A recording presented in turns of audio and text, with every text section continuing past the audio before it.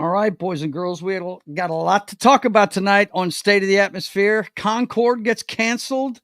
The Sweeney Spot, as usual. Pop culture update. And, of course, we're going to look at, ahead of Beetlejuice, we're going to look at the legacy of Tim Burton. All of that and more tonight on State of the Atmosphere.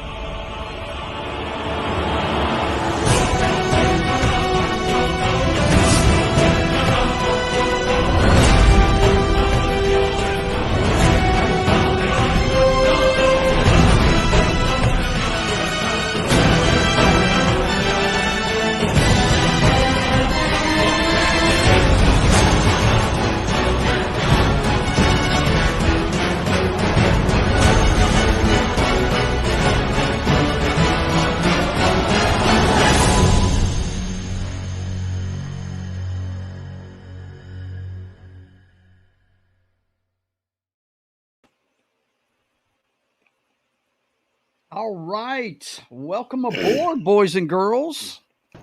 It is time for State of the Atmosphere. I'm your host, Joe's Atmosphere, and I'm joined as usual by my buddy Knock. What's going on, man? Hello. Middle of the week. Always good. Yeah, man. It is always good. Hump Day is welcomed, I think, throughout the world. Speaking about worldwide, what's going on from across the pond there, Jason? How you doing?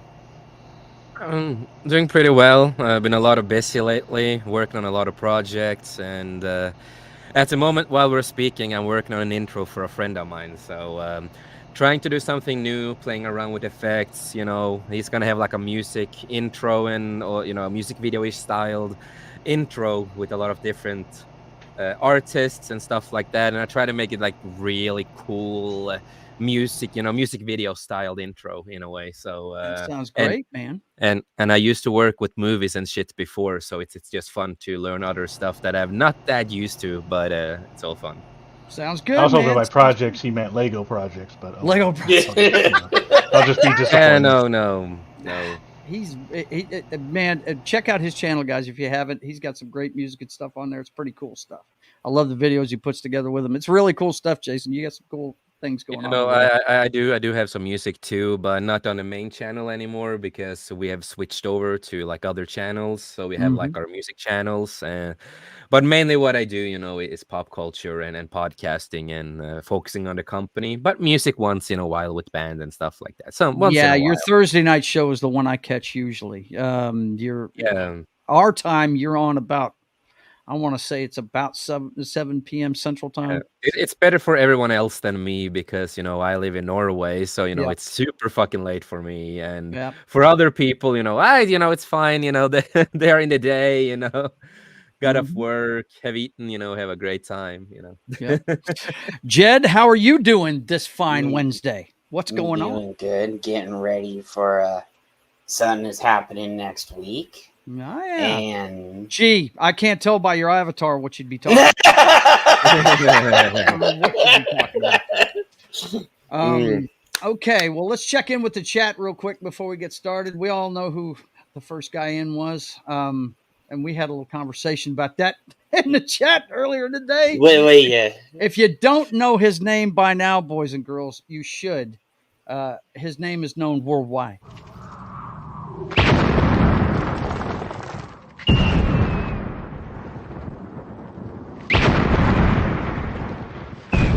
There are some who call me Tim. Tim? Tim was in here first. He said, "I think you all know my name by now, but what is it, Joe?" And I said, "No spoiling it. They'll find out at 5:30 p.m. Central." Yeah, this conversation took place at 12:30 this afternoon. Yeah. He's always in there first. He always gets in there. We got Kay, we got the hardest working wrench on our channel. Heidi ho to all you nerds and nerdettes, says Vince Womack. Good to see you, man. And let's see brother. who else we got in here. Well, Knock is going to sleep over here. I don't know why. And I was like, don't worry. I had to download a video. I forgot to download the intro to the Joe show. had a I'm just over here senior moment snoozing. right there. Yes, I did. Okay, so we're gonna start as we usually do with the pop culture update. If I can find the video I made, there it is. The pop culture update, boys. Let's fucking go. Let's fucking go.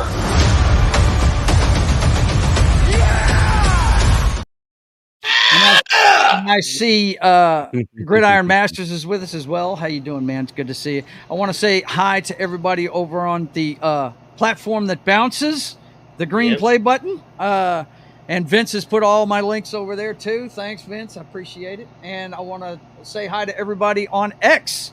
I actually I made a mistake the other day. I don't know if I told you guys this, but I was trying to get X for a month so I could start putting videos out, and I hit the wrong button with a buzz, and I paid for a whole year for $114. So yeah, there you go. Stuff happens. It happens. Well, I mean, you know, what the hell? I didn't dispute it or anything. I said, you know, I let my banker, who is this young lady right here, the foxy one. Yeah, that's my better half. Yup. Checking in, saying hi. But anyway, I'll let her know about it. We took care of it. But hey, Foxy, what's up? But yeah, welcome to all of you on Elon Musk's platform as well. It's good to see all of you. Of course, we always start with the domestic box office over the weekend. Nothing changed at the top. Deadpool and Wolverine and Alien Romulus. I'm shocked that has legs still. Reagan, it didn't have a strong opening. I didn't think it would. No, I didn't think it would either. That's not something that everybody would go see. No. I'd like to go see it while it's in the theater. I'm not in a rush to go see it, but I was in the military when he was president, so I got kind of a, you know, I was watching the trailer for this, and when they show the Korean airliner get shot down, I remember that because that's what we heard every day during basic training over the PA was news about that. And we came pretty close to an international incident over that whole thing, man. Yep. But luckily cooler heads prevailed, and yeah, I'd love to see that movie. But like I said, it's not geared towards everybody. It's going to be mostly older folks. Yeah, and it's people like me and Joe that it's geared towards. Yeah, no doubt. Twisters is still finally dropped below double digits, but it's still in the top 5. I told you this would have lasting power. Hey, man. Hey. Everybody knew Twisters. Well, I think it's no. See, you blow things out of proportion, Jed. Nobody told you were full of shit. Nobody said that. Nobody. When did. I brought the movie up, you go. I said it was going to do okay, but I wasn't in a hurry to go see it.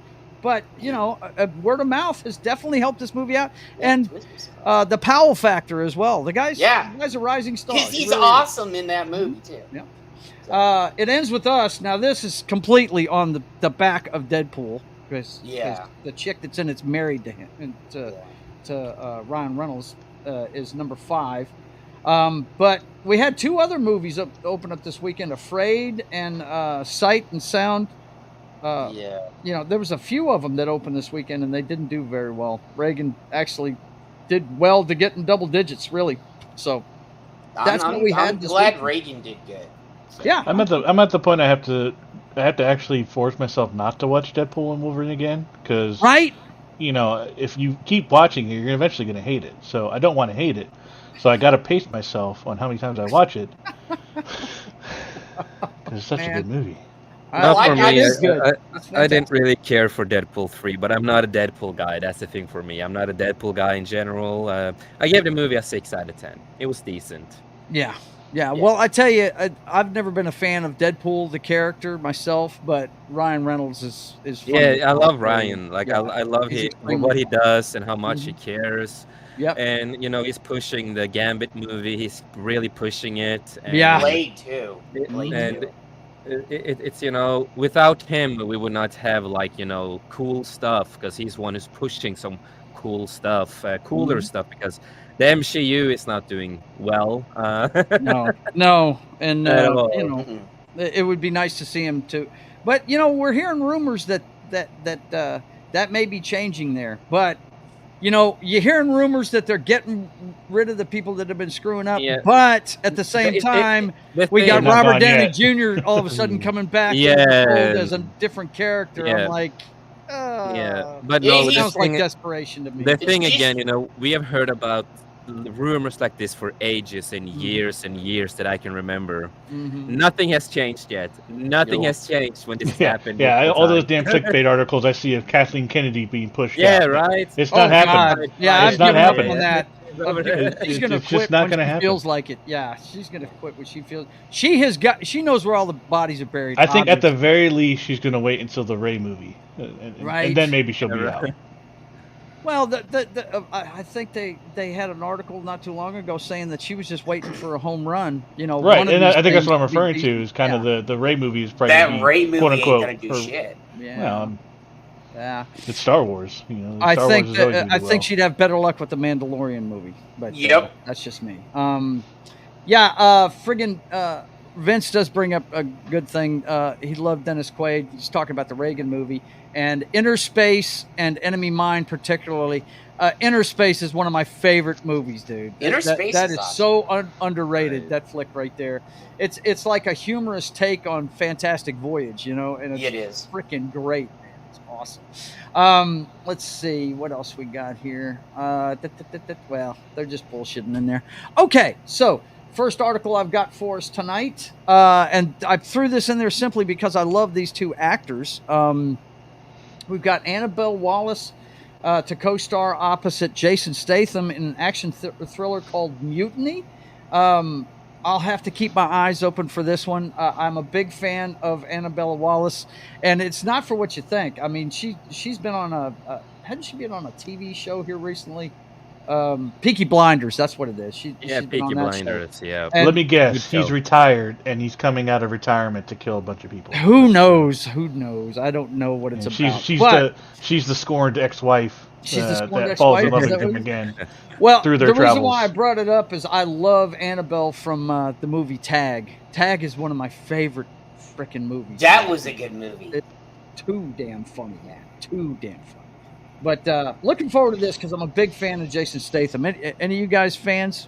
Oh yeah. Oh yeah, I love Jason, and Yeah. I'm also excited for one of the other movies that he's doing, because Sylvester Stallone is writing the movie, David Ayer is directing the movie and producing it, Mhm. and then you have Jason Statham as the main character, and the movie is based on one of Chuck Dixon's big books, a good friend of ours. So Oh, really? yes. Okay. Very So cool. that is really goddamn amazing. I remember when I heard the news and I just had to message Chuck Dixon like, what the F is going on, man? Like, Right. you got Mhm. all these people, and Chuck Dixon is also really good friends with Sylvester Stallone. Mhm. So I was just like, damn, dude, that's just Did he work with amazing. him on his comic book? Yes, did? He Yeah. did, yeah, on the Mhm. Expendables comics Yep. and stuff Mhm. like that. Yep. And I Yep. think some other stuff too, if I don't remember wrong. They're really good friends. Very cool, man. Vince says that Wallace doesn't ring a bell. If you've never seen Tag, she's the Wall Street Journal reporter that's writing a story about the friends in that movie.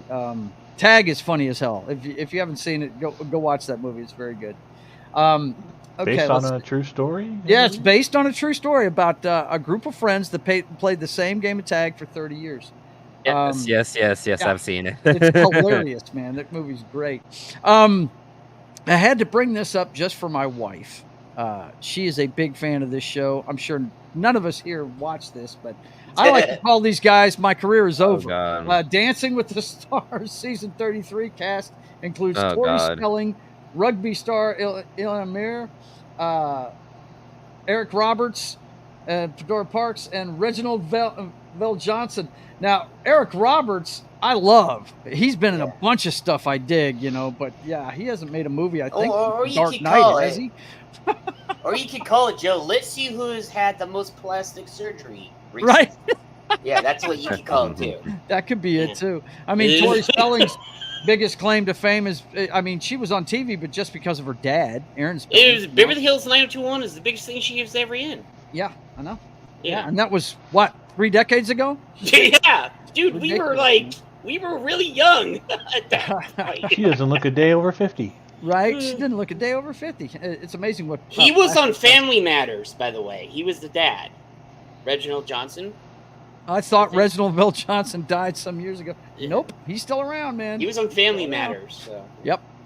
All right, so I figured you guys would get a kick out of that. Next one we got here: Kamala Harris and Donald Trump debate next week. Threatened by Disney channels going dark on DirecTV. Now they actually did go dark on DirecTV. Yeah, they did. Right in the middle of knock. I don't know if you heard about this, but it was right before the LSU USC game. They went dark on Sunday. Yeah. Oh, on I did not. DirecTV. No, I was on. I have YouTube TV. So. Yeah, I know. I'm just saying, a lot of That DirecTV sucks. fans were pissed off. Ooh, I they were bet. mad. Oh yeah. But this is just an indicator of how their business model is going the way of the dodo. This is the second big network that's doing this to them. Fox, I think it's been more than a year that Fox has been off of DirecTV, because they know, you know, they're getting plenty of viewership from other places, and they're demanding what they want as far as the money goes. So yeah, this is a sign of the times for DirecTV. They're gonna have a hard time keeping up this business model. Let me see. I like what Vince just said. Vince says Family Matters, where he played a cop, or Die Hard, where he played a cop, or Ghostbusters, yes, where he played a cop. Yeah, no doubt. Sure. He's great at playing a cop, man. Yeah. But apparently he's going to be a dancer this time. What the hell? But anyway, In a cop uniform. I mentioned this for 2 reasons. Number one, boys and girls, you can watch ABC with an HD antenna. Yeah. Okay? Just get an HD antenna. You don't need DirecTV. There are like Yeah. 200, 300, 400 some channels. There's a whole lot of channels. Yeah, that are really good channels that you don't have to pay for. If you're a big fan of Westerns, they have one called Grit that is nothing but black and white old Westerns and old Western movies. There's an old sci-fi channel from the 80s, 70s, and 90s of just sci-fi from the 80s, 70s, 80s, and 90s. There is a cartoon channel, Me TV Tunes, that plays nothing but Looney Tunes, Scooby-Doo, everything. Free. You don't have to pay for it. And the other reason why I brought it up is to give you the first little teaser on the platform that bounces and the Elon channel. You can check us out next Tuesday. We're going to have we did this for the first debate, and we're going to be doing it for the second debate. So you guys, if you've got DirecTV and you don't have an HD antenna, just tune into us. We're going to be covering we're going to live, be talking about it. Yeah, no doubt. It's always fun commentating on those things. You get to laugh along. I think wasn't the first one on my channel. Or was it on yours? No, I don't remember. Pretty sure it was on mine. Yeah. Okay. I'll have to look. Yeah, I have to look because we've done so much. Jet, I would never step foot in your channel. The floors are sticky. There's stuff all over the wall. It's called the Roadhouse for a reason. Yeah, we'll clean up every once in a while. God, there's nothing there. Quit acting like you're Star-Lord, man. Quit trying.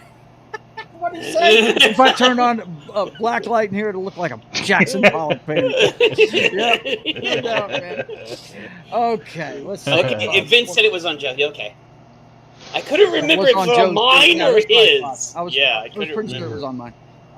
But anyway, next up, be looking for that, guys, and I'll talk about that later on when we're pushing our channels before we get out of here. Next thing I've got for you is Kamala Mendes exits Sony's I Know What You Did Last Summer reboot. Now, I bring this up for 2 reasons. One, you should never remake that movie because Jennifer Love Hewitt. Okay, that's all I have to say. All right, this girl's pretty. Don't get me wrong, she's pretty, but she does not compare to the Love Hewitt monster. Okay. Yo. The other thing I wanted to bring up is what she didn't do it for. We understand Riverdale actress could not make the production dates work given her starring role in the upcoming mega Amazon MGM Studios and Mattel films titled Master of the Universe, in which she plays Teela. This is the girl that's going to play Teela. Where she's going to take over the movie, and He-Man and Prince Adam is not going to be in the movie. We don't know that for sure. That's the Jack Black version from Netflix. That's the animated version from Netflix. We don't know that for sure, Joe. We don't know that for sure. I don't know anything about Master. It's Amazon. What do you expect, Joe? Yeah, I know the way they're screwing up. By the way, boys and girls, if you're wanting Lord of the Rings, Rings of Power news, I mentioned it last week. I'll mention it here again since we're talking about Amazon. I'm not watching that. I refuse. Thank God we don't have to go after the first season of that. Oh.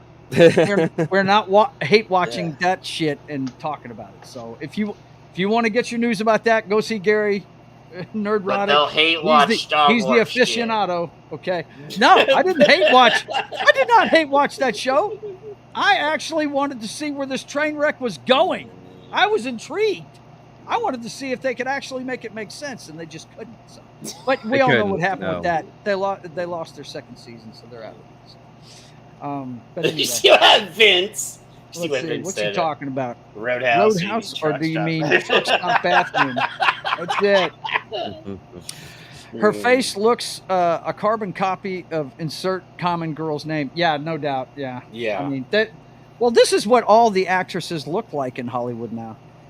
Who was it? I can't remember who it was that I was watching, but they said it's like it's a requirement for girls' eyes to be running away from each other on their face. It is. No. It's ridiculous. Yeah, it's really weird, man. But anyway, they all gonna look the same. They all gonna have the same haircut. Right. You know. Can't be a ginger. Can't be a redhead. No. You know. No. Yeah. Ginger side in movies is a real thing, isn't it? It is. John, what's going on, Big Daddy? How are you? I'm doing good. How was your day? That was fine. Hey, John, how can you see over there? Are you okay? Yeah, you're blinded by the light, brother. Are you? Don't look to your left. Right. Blinded by the light. All right, a very powerful light is going on there. Okay, this one right here, and I wanted to bring this up because I've seen a couple of actors do this, and I wonder. But he's actually talking about it.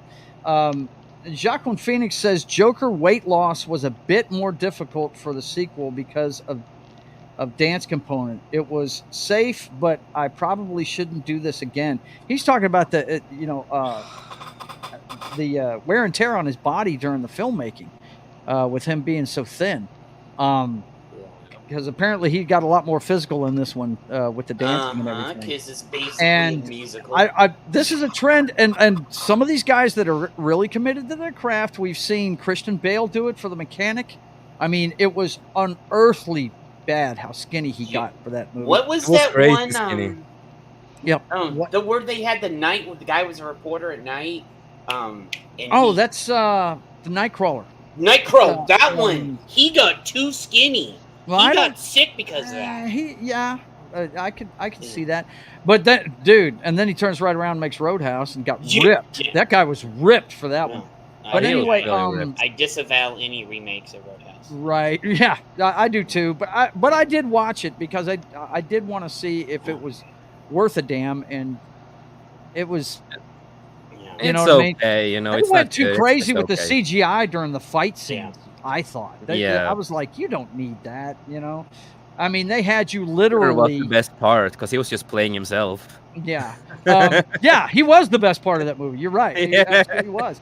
But, I mean, in some of the fight scenes, Jason, you've seen it. I mean, it was almost like they put you in like you were watching Hardcore Henry. Like you were one of them. It was just, what are you doing? Yeah, no, it's like I say, it's a movie to just turn your mind off and just watch it, and it can be a fun watch with friends, and just watch some action. Just to have fun and not even take it seriously, man. It's not one you're going to shush people during the show. Yeah. Let's see. Too much vegan food. Herbivores have the eyes wider apart. Yeah, I hear you. Yeah. See, Anna Taylor, no joy. She can do a body double of Sid from Ice Age. She wants to be that girl from Frozen. That's what she wants to be. She Okay, let it go. Yeah, but the other guy I thought of whenever I saw this article was, have you guys ever seen Courage Under Fire with Denzel Washington? Matt Damon's in it, and he plays one of the soldiers. And he, before filming, lost a whole. It was, I can't remember exactly which way he went, but if you see the footage of him in, I think it took place in Afghanistan, the incident, right? I think. I can't. No, it was in Iraq. It was in Iraq. It was during the 91 shock and awe assault, right? That makes sense. Matt Damon looks like himself. He actually looks kind of bowed up, right? But you see him back in the States when he's hooked on heroin and he's shooting up between his toes, and you don't even recognize that guy. It is just, it's scary how much weight he lost. And I don't know, man. Acting, that I understand these guys are committed to their craft, but why put your life in danger, man? I don't understand that. But you know who else does this kind of thing? Football players.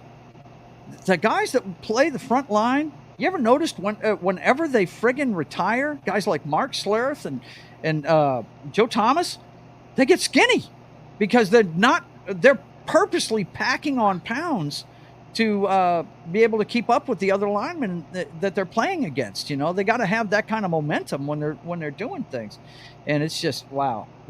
I understand why they do it, but man, you got to do it under doctor's supervision at least. You know what I'm saying? Let's see. When actors do it, it's called method acting. Yes, method acting, absolutely. Acting, exactly. Yep.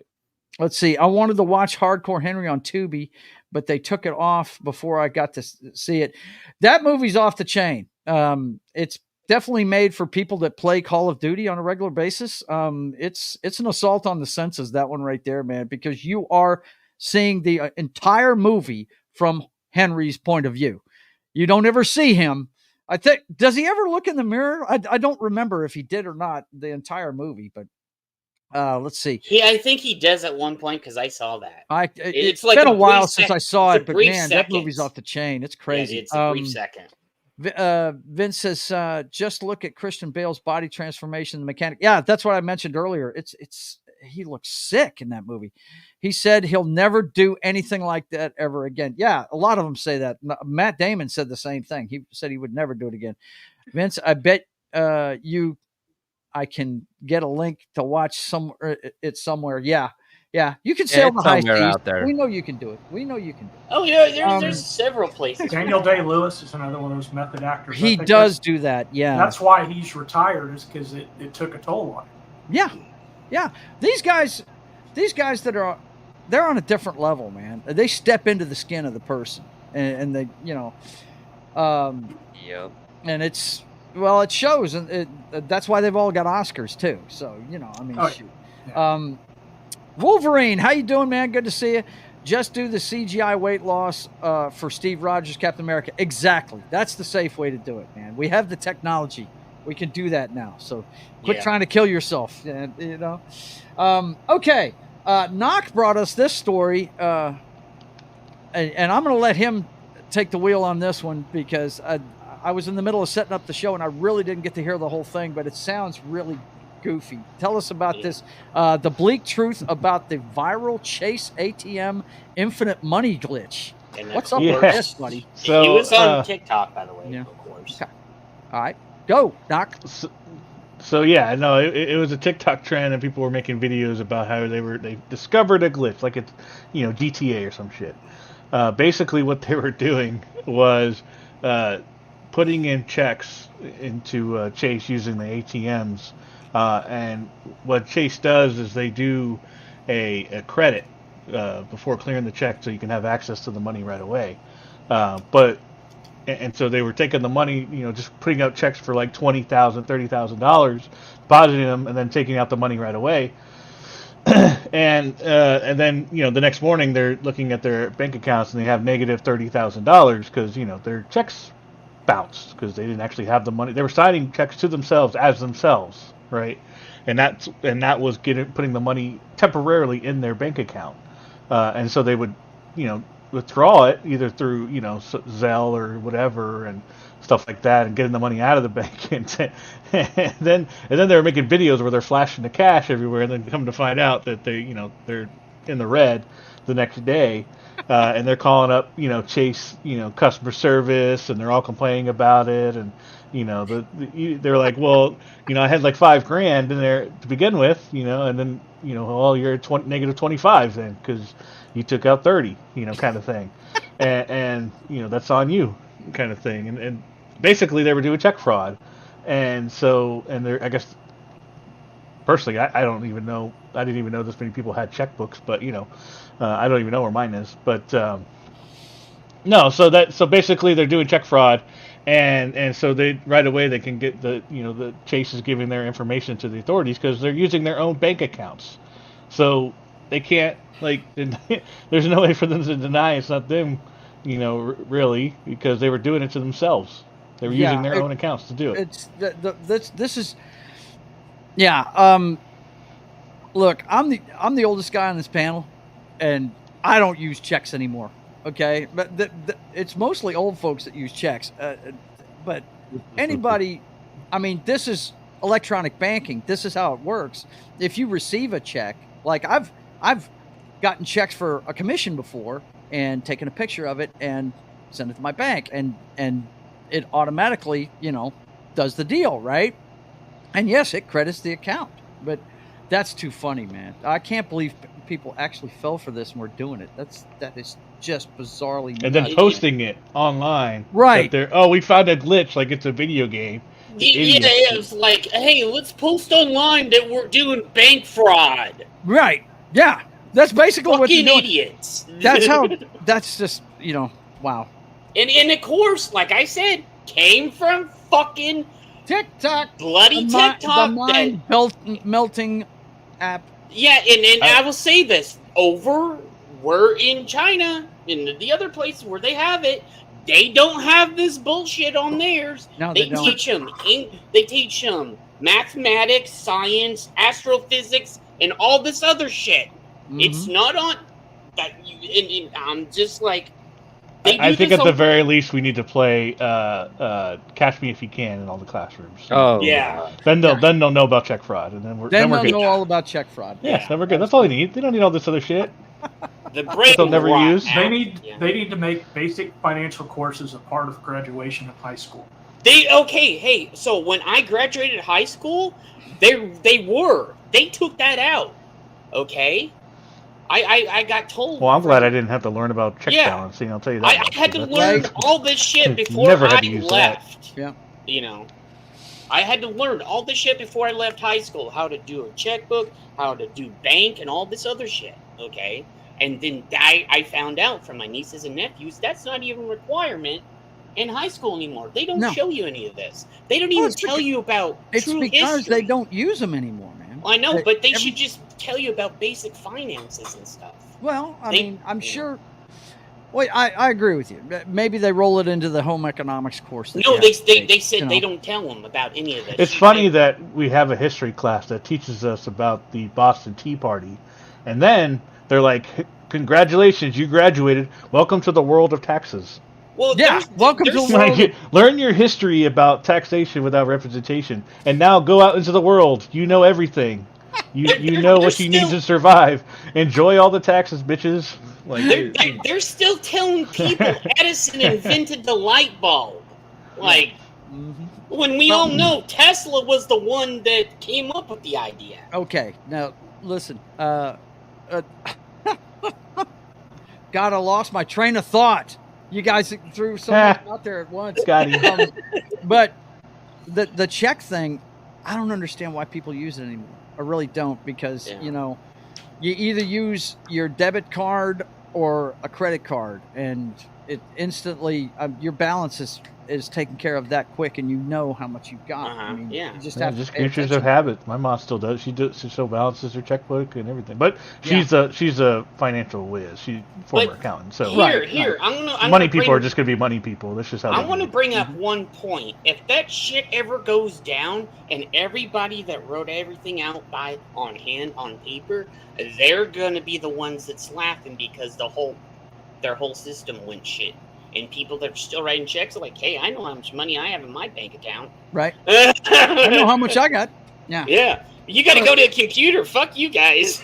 Well, the problem will be the same for everyone because everyone would go to the bank to try to withdraw their money, and then the society would collapse as we know it because the banks can't pay it back because they spend it all. All right. Well, boys and girls, I've got a few stories here about video games. I know everybody on the panel is a video game fan, so let's start with the first one here. PlayStation pulls the plug on Concord. Shuts game down after less than 2 weeks and offers full refunds. Yeah. This is bizarre. Crazy. You go to the PlayStation blog and it says important update, and it tells them, however, while many qualities of the experience resonate with players, we also recognize that other aspects of the game and our initial launch didn't land the way we intended. Therefore, at this time, we have decided to take the game offline beginning September 6th, 2024, and explore options, including those that will better reach our players. What? I mean, I've heard of this game. Right. I don't know what it was about. Shit. I have no clue what it was about. Wannabe Overwatch. Yeah, it's a Dota, it's a 3D Dota, battle simulation. Yeah, Overwatch. You're just trying to take checkpoints, and it's $40, where Overwatch 2 I think is free, but has battle passes or whatever. Yeah. Concord. I think it never peaked over like 70 people or something. Here's the thing. It cost them $200 million to make this game. $200 million. Huh. That's crazy, man. That's crazy. Sony took a huge loss on that one. Wow. They produced it? Wow. Yeah. Unreal. Oh, did you see the one I put in there in the private chat, Joe? Hang on. I will look at it here in a second while you guys can talk about this one. Ubisoft stock sinks 10-year low as Star Wars Outlaws underperforms. You guys talk about that while I check this out. Is it even surprising? No, it's not. Even the biggest Star Wars fan on my panel, the guy right below me, Knock, said he's not buying this brand new. And I do plan on buying it, but some Black Friday $20 sale. But I do want to play it at some point. It looked interesting enough to play, but I've seen enough to understand that this game is super gay, and I'm never gonna play it. I'm not a Disney Star Wars guy. I'm a OG Star Wars guy. Yeah. Well, I want to see it for the environments, right? I'm not going to play it for the story. I'm not going to play it for the gameplay, which looks dumb as shit. I'm going to be super frustrated when I have to go through those stealth missions. The gameplay is so stupid. But I do want to see the planets. I want to see the characters. I want to see the mission. Some of the missions look okay. I'm not going to run away from the stormtroopers. That whole debacle's stupid. I have a clip. I'm trying to find it where it's just ridiculous. But I want to see more of the Star Wars world. That's good. That's where I'm going to get my money's worth out of it, because I know the. And when he says money's worth, he's talking like $10 when it drops that low. Right, exactly, yeah. But where I'm going to get my money is because just like with the Acolyte, right? The production, as far as like the artistry goes, and the scenery and all that stuff, it's pretty top notch. Mm-hmm. Right, there was definitely money put into that. Like this, I am re-editing the whole Acolyte TV series into a movie and changing a lot of stuff just for fun. If you take all the women out of it, Jason, if you take all the women out of it, it's not going to be very long. So I mean, No, it's not You that. might have I'm to you might have actually to add something in there. So, but no, you I'm know, actually creating a story with all the characters that I want in this story, and it's completely different now of what I'm doing with it. But I can say the production on that fucking show annoys the fucking crap out of me. Yo. I've seen the episodes so many times, and I hate it because I hate the show. But I'm doing this for fun, and the people are so excited for it, and I'm like, yeah, sure, whatever. But um, there's a lot of audio problems in their audio. I hear so many audio mistakes and glitches that Yo. they did not focus on. A lot of pacing issues. There's so many things that I Well, can go through a list. that's Disney Star Wars wide. Period. I Pacing can is something they're say it not like good this. at. So. A lot of the other shows and movies are actually better produced than this. And this was the show that had the most money compared to the other shows. And this is what happened, bad production with so many things. And I thought I did mistakes when I was editing. So I had to go back and just like, what is this? Did I do something wrong? And no, so I took away, everything that I edited, and I used to listen. No, it was the show itself that had stupid, weird noises here and there. Yeah, it was just so much stupid in it. And Vince, no, the lesbians are not even in my normal cut of the movie. Yeah. I will have a director's cut that's longer because some my friends and people want me to do a longer version, so they get more context to certain stuff. But in the first version, there is no flashbacks in general in that kind of sense. There you go. Very cool. Yeah. Well, it sounds good. Looking forward to seeing that, Jason. Let's see. Good Lord, Vince is crazy. I couldn't even force myself to watch Star Wars Theories Let's Play. I watched the beginning of it, and when they made the focus at the beginning of it a bunch of gambling and stealing and shit, I was like, well, this doesn't even look like anything I want to play. But yeah. All right. So none of us were really high on this game, and it's been proven we were right. So you know. I was right from the get-go. Yeah. So let's move on to the next one. Yeah, I got this from Jed just now. Rumor: Xbox reportedly reviving old Marvel Activision games. Tell us about this, Jed. Well, they should get the Deadpool back up. Yeah, well, this is one of them. Yeah, because that's such an amazing fun game. Even though I'm not a Deadpool guy, but the game is just like it's hardcore, it's funny, it's a fun game. I do own it on Steam, but you cannot buy it recently. So if they do this, I think that's pretty good. They should really do this. Here's the thing: if it's Deadpool, that means the Spider-Man games are coming back too. Because you can't get the X-Men, you can't get the Spider-Man, and you can't get Deadpool. There's a lot of old games that Now, wait a minute, wait. Let me ask you this. The old, now, we're not talking about the current version. I'm talking about, was it Activision that made the Spider-Man 2 around the Tobey Maguire time with, I think it actually had Bruce Campbell as a voice on it in the training part of it. It was like an open world Spider-Man game where you didn't have to stick to the story. And even Marvel Ultimate Alliance, they're going to try to bring back. I'm just asking, was this by Activision? Spider-Man I think 2, one of them, a couple of them were. Okay. But I have out of that one, and it was awesome. I have X-Men's Origin, Wolverine, X-Men, all the Marvel titles, and that one Wolverine game that came out. Some of the X-Men, and then the big loss there is the Deadpool game and the Spider-Man games. Those were just like, I have a copy of where's it? I'm trying to remember, of the Marvel Ultimate Alliance. They brought that back for a reissue and apparently lost the license again. So they're trying to get everything relicensed to come out with the Gold Edition, which if you go and try to find it on the original Xbox is like $100 to $200 to get that disc. Yeah. I have never finished a Spider-Man game before. So I do a bunch of missions, I swing around for a while, and then I get bored, and then I never go back. Yeah. Well, the newest editions of the Spider-Man game, I didn't get past. I fought the first boss, which I think was Fisk. But then when I quit when I couldn't chase the Shocker down the street. I couldn't do it. I just could not do it. Now I don't know if it's because I was doing something wrong or what. I actually got really far into that one, but then I did all the side missions and I got burnt out. So well, here's the thing. I gotta pace myself when it comes to side missions. The Ultimate Alliance game is like they were good. Anywhere from 100, and Wolverine. They're gonna try to bring that. They're gonna try all the really cool old Spider-Man games, the X-Men games, and they want to bring all these. It's gonna go Xbox, PC together at the same time. So you're talking about Marvel Ultimate Alliance for Xbox? Yeah. So, and have you got it?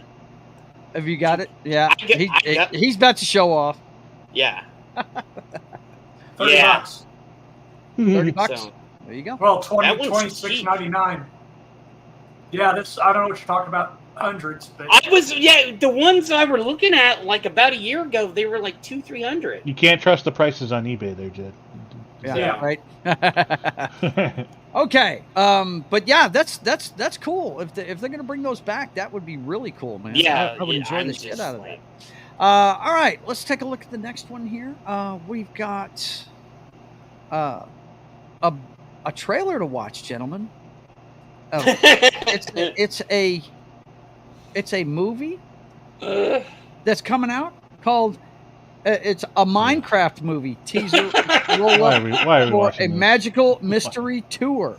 Oh god! Look, first of all, I've seen people play Minecraft. It looks like it's an addictive game, but I don't see how you'd make a movie out of that. But I guess they're going to try. The game is fun, but the movie, I saw the trailer and we're fixing to get into it right now, buddy boy. Let me say this about Minecraft. I've never played vanilla Minecraft. I've only played modded in my life. Yeah. Well, here we go. Let's go ahead and check. I'll stick with Left 4 Dead. Left 4 Dead. In 7 days, I mean. Yeah. 7 days. So I need to suffer again, man. Oh god. Yeah, I don't have I'm sorry, man. I don't have a beer now, man. We got to do it. We got to do it. This one's.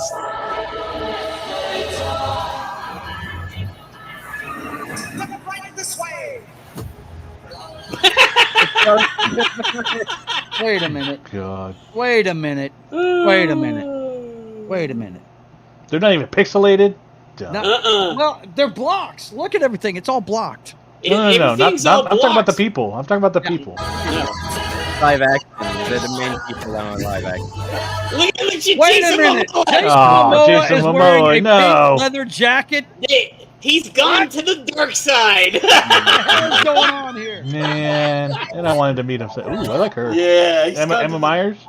She's really cool. Oh God. What? Is that the chick from Peacemaker? I think so. Yeah. I have never finished Peacemaker. I think that's the daughter of what's her Waller. Amanda Waller. Is that right? Yeah. I like the cast so far. I'm digging the cast. Douchebag McGee comes up. Oh god. Yeah, it looks so bad. Wow, man. What's the kid from? Big stud Jason Momoa was a chick.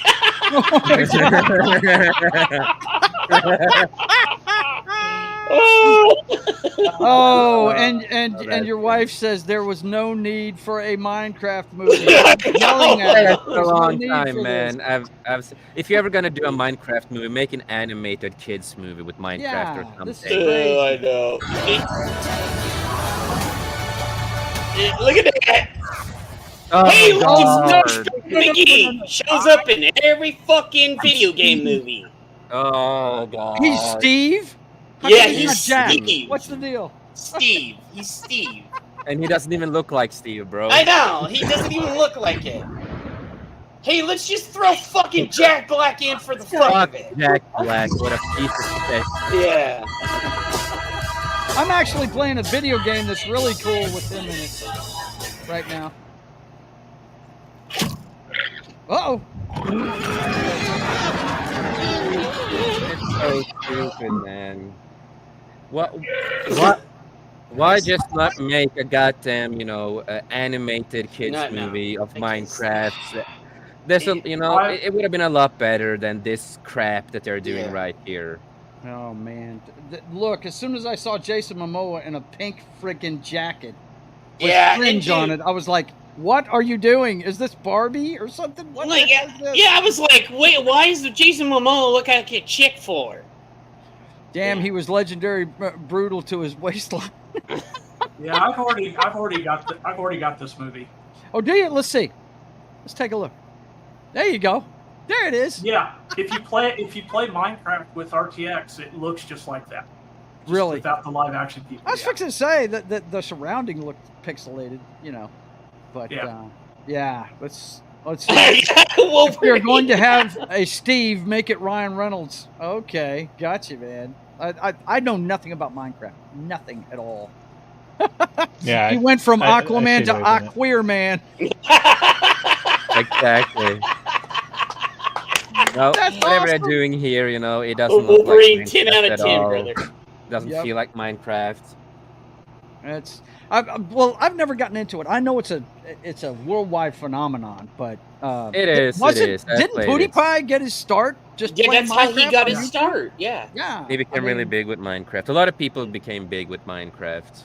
Yeah. And then they later went on to go to jail after Minecraft because DMs came out. So Yep. Yeah. I've never played it, but I get where people would get into it, I guess. I played it a lot. Yeah. But it's a fun time killer, build stuff, I just turn off everything else. I just want to build. See that part I get, like just the going around collecting resources. It's a resource building survival game. And dude, if I wanted that I get into, but I couldn't get over the pixel bullshit. It's a pixel. I'd rather play even 7 Days to Die. At first, wasn't that great graphics wise, but it still looked a hell of a lot better than that. If I want to play a game like that, I'll go play Legend of Zelda. How much longer you got there, John? I'm sorry, guys. Nothing like it. How much longer you got? About 5 minutes. Okay, cool. Let's see. Well, then you've got just enough time. For the Sweeney Spot? Minecraft is, a worldwide phenomenon. We know about that. Yep. But there's another worldwide phenomenon that we've been getting into here for the last few months. And let's not forget about that. How do you want me to handle the Sydney issue? The Sydney issue? Well, we should have a consensus on how the White House is going to handle it. Well, I certainly hope the Sydney issue refers in some way to a problem that we're having with Australia, because if it's anything other than that... Mr. President, Ms. Sweeney, to see you. Have her come in, please. I am finished here. Yes, sir. There is no Sydney issue.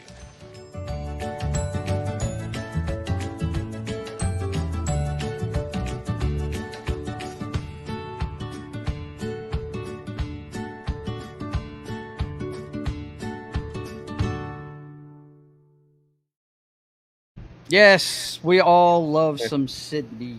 We all love it. And this week, guys, I have to say, I'm intrigued by what we're going to see here in the future out of Miss Sydney.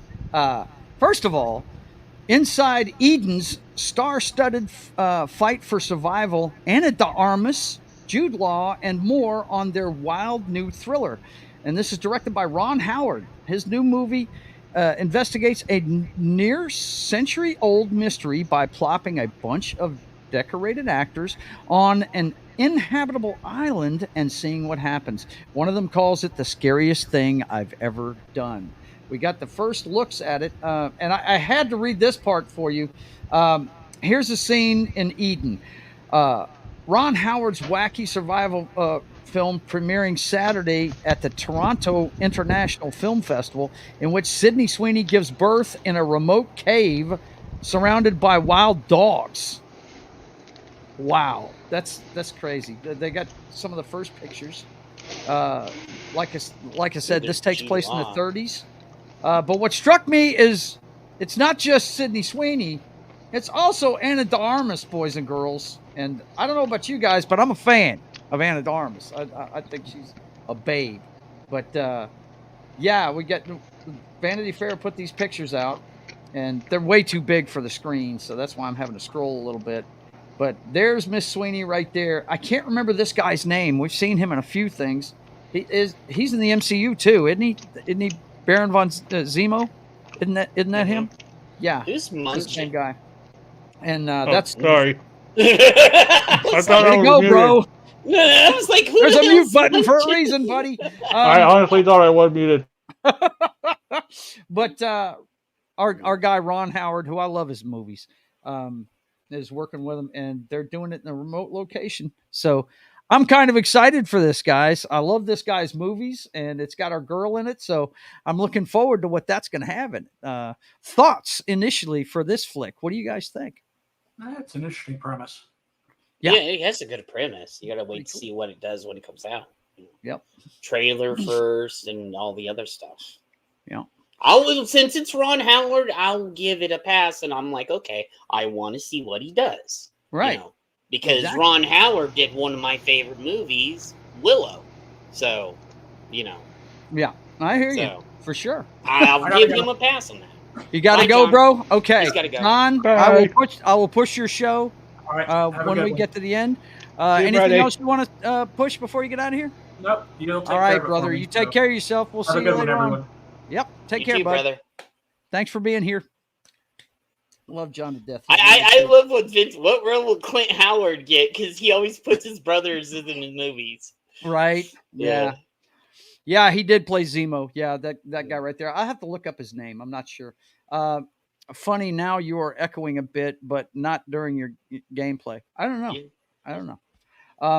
But anyway, it could be somebody that's on the show or something. Who knows? But also, we've got this story out of the Venice Film Festival. Of course, they're all doing interviews there. Oh, the crazy. And she's on Instagram right now. And that's the picture of her gown from the festival. That's what she's wearing. This is what she put up. I think it's Armani. She's wearing Armani, boys and girls. But we always monitor Miss Sweeney's Instagram. If you don't monitor that, you're missing half of it. She puts up something at least once a week on there. And there at the festival, she said in an interview that she's ready for Euphoria to return. The crazier, the better. She wants to do crazy things as her new character. So you know what that means, guys. You know what that means. A whole lot more of this. Look out. Yeah, what's up? Look out. That's what's coming on Euphoria. You know that's coming. So definitely going to be waiting with bated breath to see that. No doubt about that. But anyway, that's it for the Sweeney Spot this week, boys and girls. Yeah, that's friggin' that. And I also need to go, unfortunately. I have stuff that I need to do. Hey, Okay. Jace, did you see You're what going I to miss said? the Tim Burton part, man. Yeah. Which, judging from your avatar, you must be a big fan of him, man.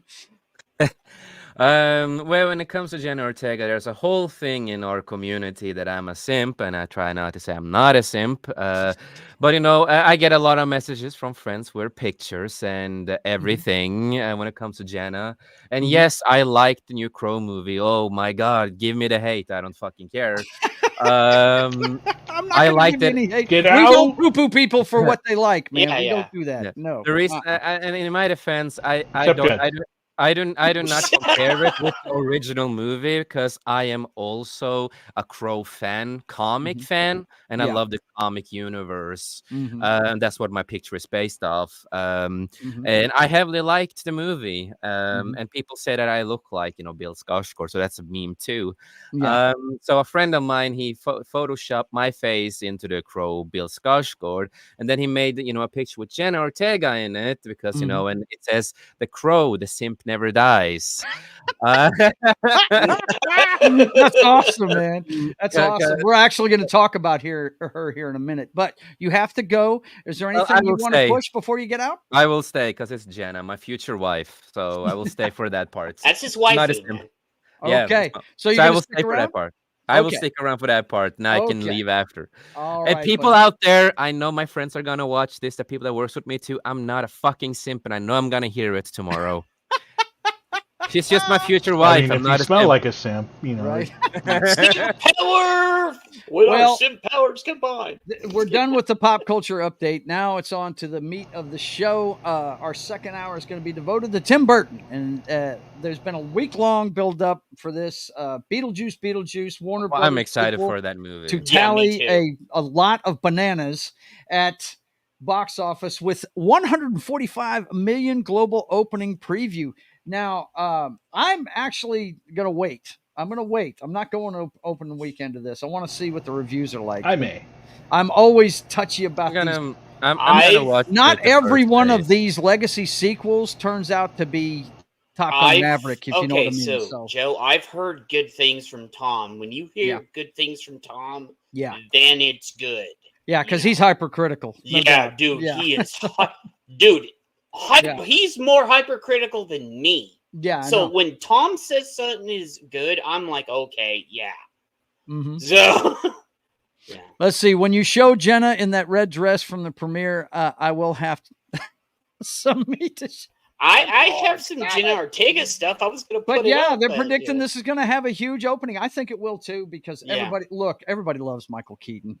That's all there is to it. Yeah, there's other people in it. Jennifer Ortega is a huge draw for me too, because I'm a big fan. Love the Wednesday series, you know.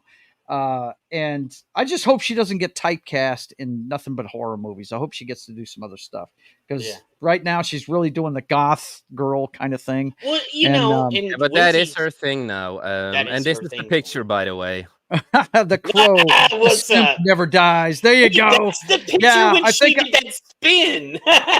I'm glad to see it's not one of the pictures I chose to show here, so that's good. That's good. So that's the picture my friend sent me. So that's awesome, man. That's awesome. But Michael Keaton. Now I watched this yesterday, and I'm sure they timed this just for when this movie was coming out. He said this on the Hollywood Walk of Fame. Tim Burton got his star yesterday on the Hollywood Walk of Fame, and Michael Keaton was there speaking at the podium. Michael Keaton says a lot of people are making a lot of money with superhero movies because of Tim Burton. His choice and vision for the Batman. And it's true. And I agree it with is that. absolutely true.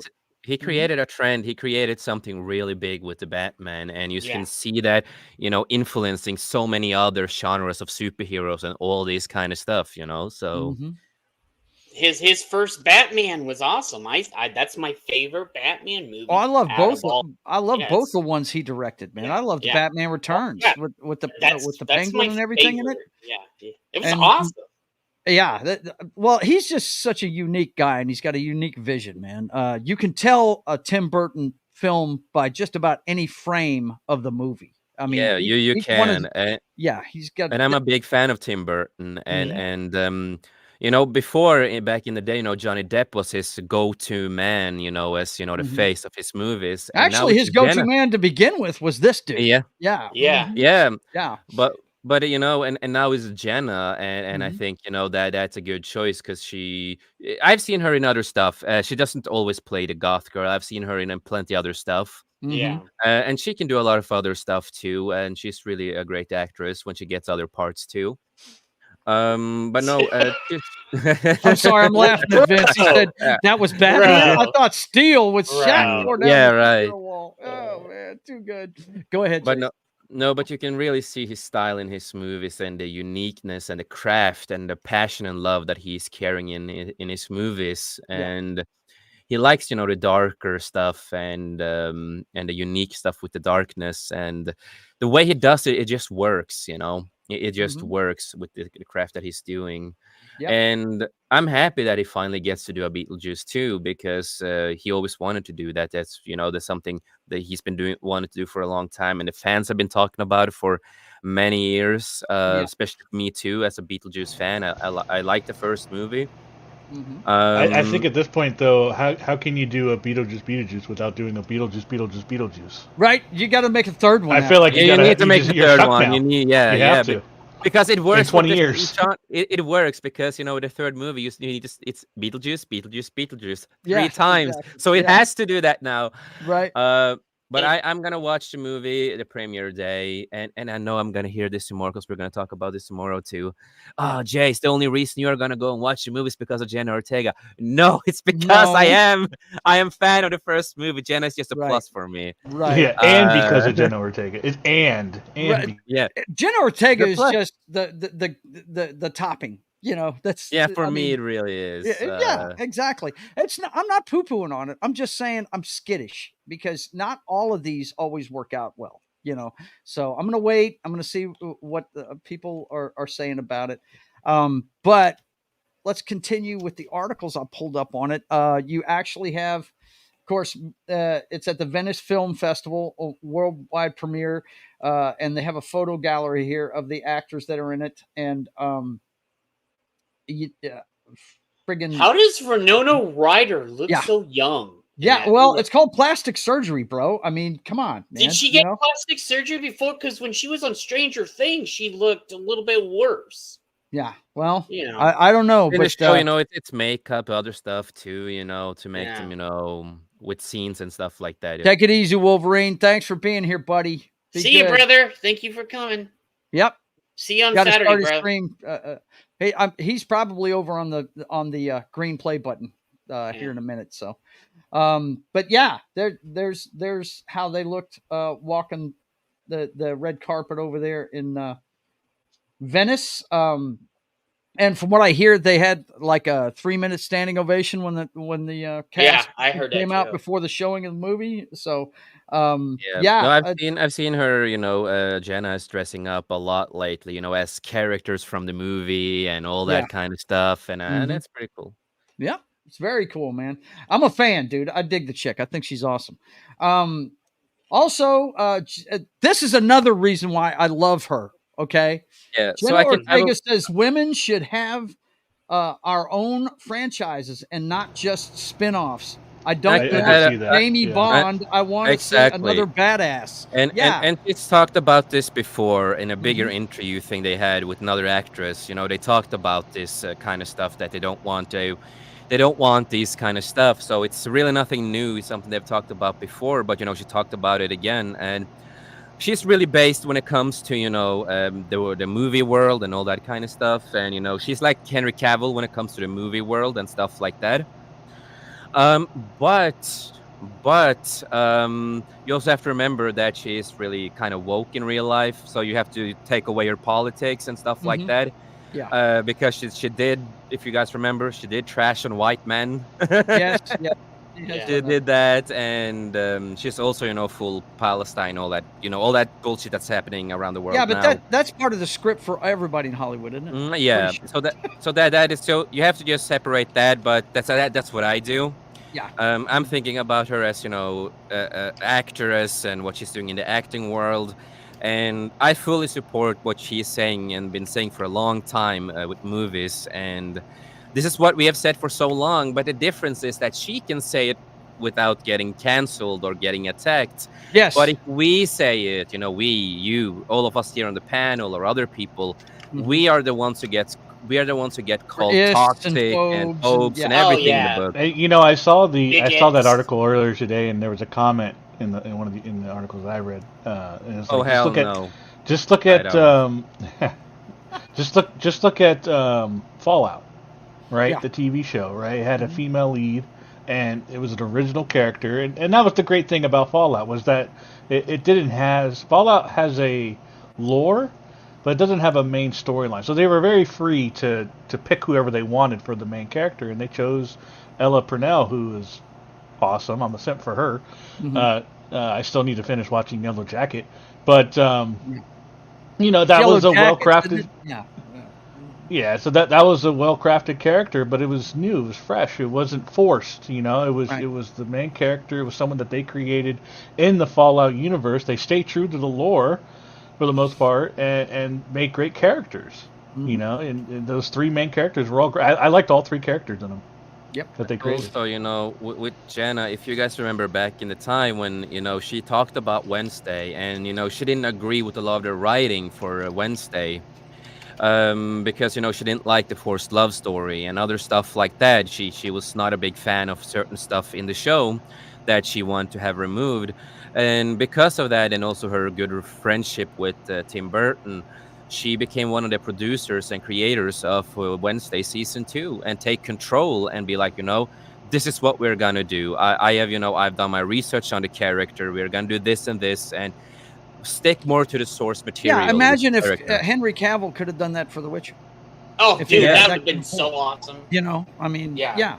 It's good to see somebody fight. Imagine if Ryan Reynolds did that for Deadpool. It'd be crazy. Crazy good, like it has been. It's right? insane, like right? It's such an insane thought. Yeah. And Henry just decided to say, "Fuck you guys! I'm going off. I'm doing my own thing. Fuck this shit." Basically. The thing that hurts me on most about Henry Cavill is he didn't get to do the true Superman. He got to do the bullshit they told him to do. Yeah, you know. Well, he wanted to do Christopher Reeve Superman. No. Yeah. He was a good Superman. I like Man of Steel. I have my issues here and there, but yeah, I'm with you in that one, Jason. A lot of people poo-poo on that movie, and I understand their issues with it, but I liked it. I thought. Yeah, I like it too, and I'm not a Superman guy in general. But Henry Cavill is just like he is the top Superman, in my generation, because I'm a little younger than you guys, and. For me, never been a big. I like Christopher Reeve and all that. I think he's a fantastic Superman. But Henry Cavill was just, a top notch for me, and he was more my version of Superman. Because again, I like more darker stories, and again, if people say Batman never kills, you're completely stupid and wrong. Batman's always killed. Yeah, because he's always killed in the comics. He's killed since the 1930s. He did it in the Tim Burton movies too, and he hanged people from the helicopter. And but whatever, the reason I like that Superman is because he was more of a darker Superman and darker storyline, and that's also why I also really enjoyed his Batman, because this is my Batman from the comics, the Batman I love from the comics. This is a story I always wanted to see on screen. And I'm a big Snyder guy. I like a lot of Snyder's movies because he has a lot of the visions that I like. Yes, I love Rebel Moon. Hate me for that too, people. I'm not going to hate on you. I'm just going to tell you, I was. It's okay. The director's cut. The director's cut. I'm just not going to trust your judgment anymore. That's all. The director's cut are so goddamn amazing. I heavily love them, and I still got to watch those. The director's cuts. And a lot of people they said, like, what the fuck is wrong with you? Because I said I like the Rebel Moon director's cut a lot more than I like Star Wars. And I'm a big Star Wars guy myself. That's 90% of my life is Star Wars. But I like those movies a lot better than the Star Wars movies. And which movies? Like, are we talking like the sequel movies? Are we talking about the original movies? The real Star Wars. Like, come on now. Let's be more specific here. When I say Star Wars, I can't clump them all together now. Yeah, no, I don't do that. When I talk about Disney, I normally say Disney Wars or Disney Star Wars, and when I talk about Star Wars, that's just Star Wars, real Star Wars. Yeah. So for me, the 6 movies, I love the 6 Star Wars movies, are my favorite movies, but I love Rebel Moon, the director's cut, a lot more than those movies, because what Zack Snyder did is that he created a universe that I really love and always wanted to see. I love the R rating. I'm really intrigued by the story. I want more of the story, and there's so many levels of this. What he's doing with it is something I really enjoy and always wanted. And I just want to correct some people. No, it's not a failed Star Wars project that he did. He created this movie and the script when he was in high school. That's when he started creating this universe. And he did one time later in life, he did try to rearrange it a little to make it into a Star Wars movie so he can try to see if Disney wanted it at the time. Right. But, they didn't. So I really love it. Really enjoy that. Well, I got to tell you, I watched the first one. I haven't watched Scargiver yet, the second one. I haven't watched that one yet, but I have watched the directors. I'm talking about the directors. We watched. We commented on the first 2 movies on the channel already, and I have seen the director's cut of the first one, and I thought it was much better. It's good, man. The story is so much better too, man. Look, it's got what I bitch about all the time that they're taken out of major movies. It's got a lot more tits, ass, and blood in it. Okay, so I dug that part of it. I thought the sex scene there on the farm planet was a little bit long. We got the point after the first minute. I don't think it needed to go on for 3 minutes. But I thought it was better. Now, do I think it's better than Star Wars? No. But no, again, and we are different there. But to your point, you're younger than I am. I grew up with Star Wars. But so, even though you're older than me, it doesn't really matter because I grew up on Star Wars. That's all I almost grew up on because my dad was a Star Wars fan, and since I was born, he always had Star Wars. Jason, I made this joke a long time ago. These old folks, they adopted Star Wars. We were born into it, bred by it. Yeah. But right, I had Smokey and the Bandit first. I'm sorry, guys. Okay. Yeah. No, I guess I was real like quick. this. I want to say, hang on, real quick, Jason. I want to say hi to Soul Assassin. He's rarely ever Yeah, here. How he you did. doing? Oh, Soul Assassin. Hey, Yeah, apparently he says it's hard. Apparently, it's hard to find my channel. Please subscribe. Yeah, man. But yeah, I get you. Subscribing how you do it. And I agree with you. The Rebel Moon actress is hot. I love her. Oh, she I is. fell in love with her when I Latino saw girls. her in The Kingsman, man. I thought that chick was hot as hell. You see what Soul said down there? Yeah. Only 3 minutes. There are pills that help you out with that. Oh man! Hear that, Jen? Tits have sex. Them you're calling. Yes. Look, is. man. It is. I'm a child that grew up in the 70s watching 70s movies, and they had it in every movie. There was blood. There was tits, ass. Tits, ass. It was, man. I It grew was. up 70s and 80s were awesome. Yeah, I grew up like watching old movies. But the only point that I want to say is that I love Star Wars with all my heart and passion, and you know that's what inspired me to create movies, inspired me to write movies, series, whatever. But no matter how much I love the movies, they were never the favorite parts of the universe for me. My favorite part of the universe was with Jaina Solo, Jason Solo, Kate Skywalker, and back in the past, you know, with KOTOR, the Knights of the Old Republic, and all these other storylines that you're talking Nox language now. Yeah, we're talking about the expanded universe. Expanded universe. Kate Skywalker? Kate Skywalker, the last Skywalker to live in the universe before Disney. Yeah, the blonde guy with tattoos, stretched ears, beard, did some drugs. Was a Jedi, bounty hunter, a little Sith. Yeah. Yep. I don't remember that But anyway, okay. Well, that's cool, man. We're never going to poo-poo for you what you like ever, man. I'll give you my opinion of it, but I'm not poo-pooing your right to enjoy what you like. I would just say I've had some couple of fights because some people take it way too personal, and I'm like, why? It's just a fucking movie, man. Why are you going to take entertainment? Yeah, I like what I like. You either enjoy it or you don't. You know, it's the way it is. And me and Jason disagree on some things. Yeah, we don't disagree. But me and him have never fought on anything. No, I've known Jace for years, and we've never fought it. We're like, yeah, man, it's only who in Disney space conflict. Hey, man, some of it is most of it I haven't. Okay. Let's continue on with the Tim Burton part of the show. Tim Burton explains why Alec Baldwin and Gina Davis aren't in Beetlejuice sequel. And I thought this is a pretty cool reason he gave. Apparently it's not over money or anything like that. I think the thing was, for me, I didn't want to just tick any boxes, Burton told People magazine. So even though they were such an amazing integral part of the first one, I was focusing on something else. And that something else, he says, a sequel like this, it really had to do with the time. That was my hook into it. The three generations, mother, daughter, and granddaughter. And that would be the nucleus of it. I couldn't have made this personally back in 1989 or whatever. Well, you know so what? Apparently there's a family component to this, you know, the mother, daughter, and granddaughter thing. So that sounds pretty cool. He also said one other thing, Ghost Stone Age. He said that was another reason. Ghost Stone Age, yeah. I agree with him. I'm okay with him on that then. Yep. But he made the sense fact that he's putting a family component into it, I like a lot. I'm okay with that then. Yeah, definitely, man. Yeah. Let's see. It might have been triggering if Austin was on. I was thinking they didn't have him back for safety reasons. What Vince said. Yeah, there we go. Yes, they couldn't get enough bulletproof vests to invite. Oh yeah. Yep, my God. Oh man. But anyway, it's funny because it's true. It is true.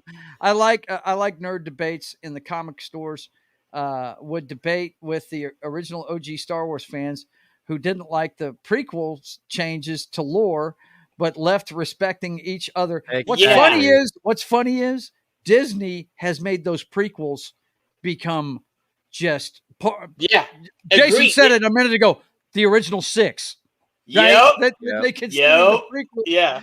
Because if you remember, those prequels are really divisive when they came out. Oh, yeah. And I was like one of the only people that like Jar Jar. And I said, hey, Jar Jar's a Sith Lord. They're like, bullshit. I'm like, he is. Go through the movie. Yeah. Well, okay. I mean, that's not true at all. But. Okay. No. So. Go ahead. But I just want to say I do really agree with Soul Assassin there, because that's also, when I grew up as a geek, because my dad was a geek, I grew up as a geek. It's, that's been my 9% of my life. Mm-hmm. And when I used to be with friends or comic stores and all this kind of stuff, we always had, different point of views, whatever movie it was or comic it was, we had friendly debates and some friendly fights and all this kind of stuff. But one thing that we were always friends, and we had respect for each other, because that's what we geeks used to do. But if you do that now, it's gonna be, you have to choose one of the sides, we have to fight, we have to be divisive and all, all this kind of stuff. You know what, Jason? No, we don't have to fight. No, we don't. We don't have what they call, oh God. See, I'm having a roll. Civil discourse. Civil discourse. There it is. Thank you. Thank you very much. Appreciate that. That we can do that. We can be civil to each other and still disagree. Mm-hmm. I mean, what's so hard about that? But no, that has. I don't want to branch off into this because that. I just want to talk about stuff we dig. Yeah, of course. But we know where it's coming from. It's the tribal nature of today's culture, and it's something that I easy totally said. Don't go agree back with. being a normal old school geek. Right, life is better. Yeah, life is a lot better. Remember the days when we got beat up beat up so you guys could do this today. All right. Yeah. Well, I mean, it became more mainstream, right? All the Yeah, they got all the bullies got grown up, and then they had kids, and we started ruling the world. Yeah, and then started spreading that nerddom to the kids, and then it became more mainstream. So, I mean, that's just how it happens. Yep, and it didn't hurt that Silicon Valley started ruling the world at one point either, because they're all geeks. Believe that. But anyway, okay. So, with that being said, I figured we'd take a look back at Mr. Burton's illustrious career, man. Let's check out his filmography. Of course, Tim, he got his start working for Disney Animation, believe it or not. He did a lot of shorts back in the day, but one of the first ones he did, and I want to scroll up to it, was Frankenweenie. This film here was a short that he did, and he ended up extending it for Disney. And if you've never seen this, it's pretty neat. It's it is a fledgling filmmaker's first attempt at a film, and it's really good stuff. I would say if you have a chance, go check it out. It's heartwarming. It's very cool. Frankenweenie is a dog, that's had the Frankenstein thing done to him, and it's pretty neat. Have any of you guys seen this thing? Yeah, I have. I saw it when it first came out. I may have when I was a kid. Yeah, I don't remember it. But it definitely it's got a lot of his signature stuff in it. It does. It's you got see his style everywhere. Great. Absolutely. Fucking soul. Let's see. I like Burton's animation style. Yes, it's fantastic. Franklin Weenie was Jed's college nickname. It's alive. It's alive. It's alive. It's alive. Oh man, too much, man. Then we want to take a look at his first full-length film, boys and girls. Believe it or not, Pee-wee's Big Adventure. That and was it his was first full-length film. awesome. And it is fantastic. If you guys Yeah. have never seen this movie, put it and knock. If you haven't seen it, put it on the knock list. You will die laughing. It's a search for one young man's stolen bicycle. And Yeah. No, I've seen this. The greatest part was the movie about himself where he's playing like the bellhop or whatever, and yeah, he's just sitting there all excited and stuff. right. It's fantastic, man. This is so good. I miss old comedy, man. Yeah, I mean, it's crazy, all the stuff that was in this. But once again, it's got a lot of Tim Burton things like Large Marge, right? It's got the claymation when she freaks out on him and everything, right? Yep. Yeah. A lot of stuff like that in it. The big shoe dance, all that stuff. Let's see. Jocks are just geeks with a focus on sports. Absolutely. They can name the quarterback who played for 3 minutes in 1975. Hey, I'm one of those guys, man. So take it easy on us. Yeah. We do love our sports. Tell them Large Marge sent you. Yeah, that's right, man. Definitely has got a lot of the stuff, but Paul Rubens back in the day, he was something else. There's Large Marge right there. Hang on, let's see if they show her face pop out. No, they didn't show it. But what? I can't hear you. I can't hear you. Yeah, he's crazy, man. But yeah, Pee-wee's Big Adventure is one of the greatest movies, man. It's not an award-winning movie, but it's very, very funny. The next big one he did, guys, is the one. You're not showing it, Joe. I know. I will get there. Trust me.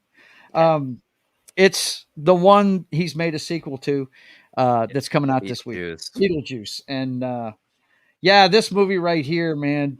So many different things about this movie are so great. I'm probably going to get popped for half of this stuff, but I'll just pause the video. But did anybody watch this recently, by the way, with the new movie coming out? Oh, I've seen I plan to, but I've seen it, like 15 I'm going to watch it. I'm definitely going to watch it. Yeah, I'm going to rewatch it again. Yeah, again, we mentioned this last week, but I do kind of wish they waited like a month to put this out. But yeah, me too. So it's closer to Halloween, but yeah, I would think it would have been, money wise, it would have made more money around the Halloween season. But maybe they keep so Deadpool, Wolverine, and Twisters has been for almost 2 months, right? Maybe they're going to keep it in there for Halloween. I think it'll stay in for Halloween for sure. I just think it would have made more money. Yeah, I know. If it came out next month, I don't know. Yeah. And one thing I love about this movie too is the practical effects and everything like that. And yes, I also love that they pulled back a lot of practical effects into the sequel, even with some small CGI here and there, of course. But they're still adding back a lot of the practical effects, and that's one. That's not his real head size. Yeah, look, Jason, that's always been a part of his movies. Even with the advent of CGI, he still had practical effects as part of his thing. And I love, I want people to make practical effects great again, because there's just so much more feelings to it. And well, if you're a fan of Christopher Nolan, then he rarely uses it for anything. He tries to do everything. Yeah, I know. I'm not the biggest fan of his movies because of his editing style, but that's a completely other thing. Oh God, I figured you wouldn't like him because of his fucking sound, man. Did you see the sound on that one? I hate the sounds that most of his movies have annoying sounds, man. I always hated you can't hear him. What's the movie where you can't hear them in? It's Tenet. The soundtrack was so overpowering you couldn't understand the dialogue in half of it. It was ridiculous. Let's see what they're saying in the chat. I said that a truck stopped once and a handful of truckers started laughing. Oh, Large Marge sent you? Yeah, imagine. Everyone in the let's see. He also says, my gosh, what is going on here? Okay. Every 80s boy crushes on Lydia Dietz, no doubt. If anyone knows about keeping it in there, it's Jed. So I heard. Damn, he got the jab at the end. There you go. Nolan's Django Fett sound effects. No shit. Wow. Yeah. But like I said, he does a lot of practical effects. Nolan destroyed an IMAX camera for the Dark Knight. Yeah, and I have that's so many problems with the Dark Knight trilogy. I Yeah, know a there lot. is. We had a friend that That's my favorite Batman, Christian Bale. Yeah, I know it is. But we had a friend that we used to play DCO with, Harry Simon, that hated those movies. Man, he was like, yeah, Alfred would never leave Batman. He lost think the his movies mind are over those movies. I think the movies are okay, but my biggest problem is certain pacing and some story choices and stuff that doesn't make sense in certain parts. Yes, I agree with Case on that. Yeah, that's a but overall, it's decent. I will just say Heath Ledger is not my favorite Joker. He's decent, but not my favorite. Yeah. But over the years, the movies have grown on me a little bit, but I still have the same issues that I've had before. I always thought that they were a good take on if Batman was real, what would it look like? That's what I always thought. And that was always my argument with Harry. That was what he was trying to do, of course. Yeah. But there are a couple of scenes that annoys me. Like I'm just gonna one scene in the second movie. You know we have the Joker in the beginning, with the bank and all that. And why does no other bus in the back or front when they see him drive out of the bank? Yes. The bus, why is nobody reacting to him driving out of the goddamn bank? Have you been to New York City? Those people just mind their own business, man. Just mind your own business. Just like, what do you like? Nobody does anything but anything. Like it's a city, man. They don't want to get shot, right, Knock? Yeah. Like screw that, man. You see a bus coming out. What are you gonna honk at it? No, you leave it alone. I didn't see nothing. But that's Gotham. Visually, it looks cool, man. It looks cool. But I understand that completely, man. But yeah, it's got its problems. But it's like Man of Steel. Not everybody digs it. And some people dig it. I dig it. I thought it was great, man. You know what my favorite scene in Man of Steel is, Jason? No, I don't. I've watched it a million times. Sometimes I'll just look it up on Henry YouTube. Cavill's body? No, not Good Lord. No, it's the scene where they're on the ship up in space, and he's blasted a hole in the side of the spaceship, and it's him and his dad, right? And oh God, his girlfriend Lois Lane is going.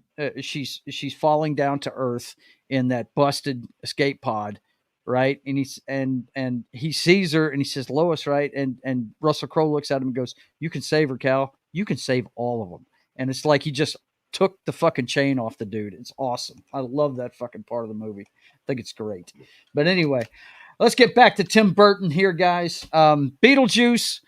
We can't say enough about this movie. It is one of the funniest things you'll ever watch, and it's definitely. I would say this is a dark comedy because it's got a lot of dark humor in it. Dark comedy.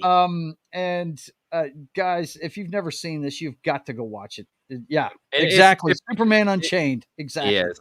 This is a typical Tim Burton comedy style and all that, and that's what I love about it. It's that at the time when I get my own kids, this is a movie that is a must to watch. Yep.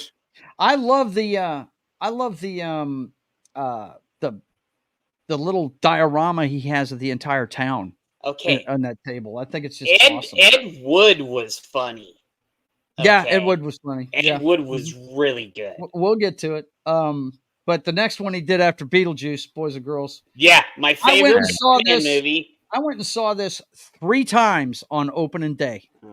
I loved it that much when I went and saw it. Blew me away. I was like, wow. The first time we really got, a really backstory to Joker. Yeah. Yeah. And it was... you couldn't have gotten a better actor to play at that time. You couldn't have got a better actor to play Jack Nicholson as the Joker. You might want to pause it because Yeah, I know. I'm going to get popped. What was so great that Tim Burton also did this is because he already has the style of the gothic feelings and all that kind of stuff. And he made Gotham a character in the movie.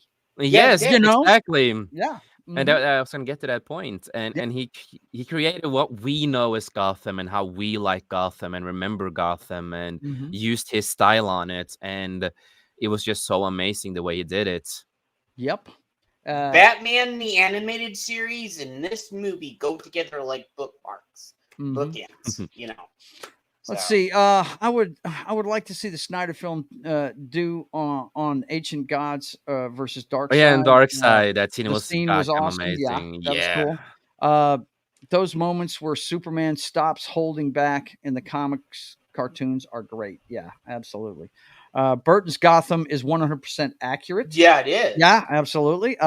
Just wish the mask was better. The head movable. That stupid bat turn got old fast. Yeah, where his shoulders would move when he was turning his head. Yeah. I totally get that. But I've said many times that, there's always an argument who's the best Batman ever. Blah, blah, blah, blah, blah, blah.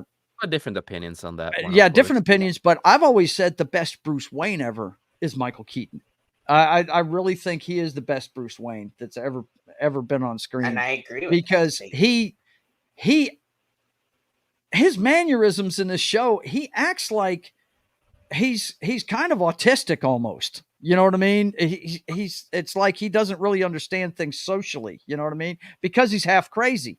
And that scene where he takes the poker out of the fireplace and says, "You want to get crazy? We'll get crazy. Come on, let's get nuts!" Right? Yeah. And smashes exactly. And that shows the crazy side of friggin' Bruce Wayne, because anybody that's read a Batman comic book understands that Batman is just as nuts as the villains he's fighting, because he relives his parents' death every day of his life. And he's absolutely insane. And hell, guys, you guys have read the comic books more than I have. I was a Marvel guy growing up. Harry turned me on to the old Justice League story called the Tower of Babel, where they almost kicked him out of the Justice League because he had the way to stop all of them. And Lex Luthor got a hold of it and started using it on them. Yeah. No, I agree. Michael Keaton is a really good Bruce Wayne. Not my top, not my number one pick, but I will say that he is my second pick. My first pick is people can hate me for this too. I don't really care, but for me it is Ben Affleck, and that's because he played a version of Bruce Wayne that I liked from the comics, because I liked more of the darker storylines. Again, so that's why I liked his Bruce Wayne and Batman a lot more. So he's my first pick, and then it's of course Michael Keaton as a second one. I think you mentioned the Bat Cow earlier. That's what I liked in the Christian Bale and what's his name exchange, Lucius Fox. Morgan Freeman. He's like, here, I want some modification of my suit. You want to be able to turn your head. That's pretty good joke. That's actually a funny joke in it. What do you say? It'll help backing out of the driveway? Something like that. But it'll take backing out of the driveway easier. A lot easier. Yeah, that's it. But I agree with you about the best Batman, because he's the first guy they ever friggin' cast in that role that wasn't a dwarf. I mean, Ben Affleck's a big dude, and Batman in the books is supposed to be a fearsome looking dude that strikes fear in his enemies because he's so big, right?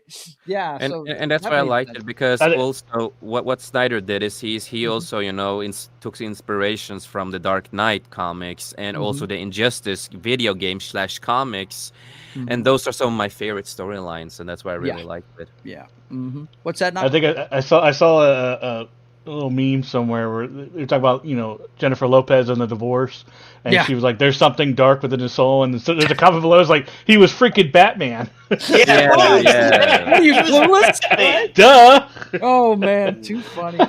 But yeah, the Batman '89 really was. I mean, in the '70s. A decade before, Christopher Reeves played Superman, and he did it in 2 really good movies. After that, they went off the rails. But that was really the first big blockbusting superhero movie. And Batman, people had been wanting to see on the big screen, because if you remember, all we had up to this point was the Adam West Batman from the 60s and Cesar Romero as the Joker, and who I gotta say is one of my favorite Jokers. I think he's fantastic. Caesar did a good job of doing he did a great job. He's a funny and one. I would say Jack would be up there with it. That one where Soul said we can all agree that anybody can play Batman. but Kevin Conroy is his true voice. Yes, that's Yeah, true. yeah. That's Batman's true voice. Yeah, it is. Yeah, yes, I agree absolutely. That is true. I think everybody can agree that was R.I.P. is Kevin. the voice of We Batman. miss you, brother. Yes, absolutely.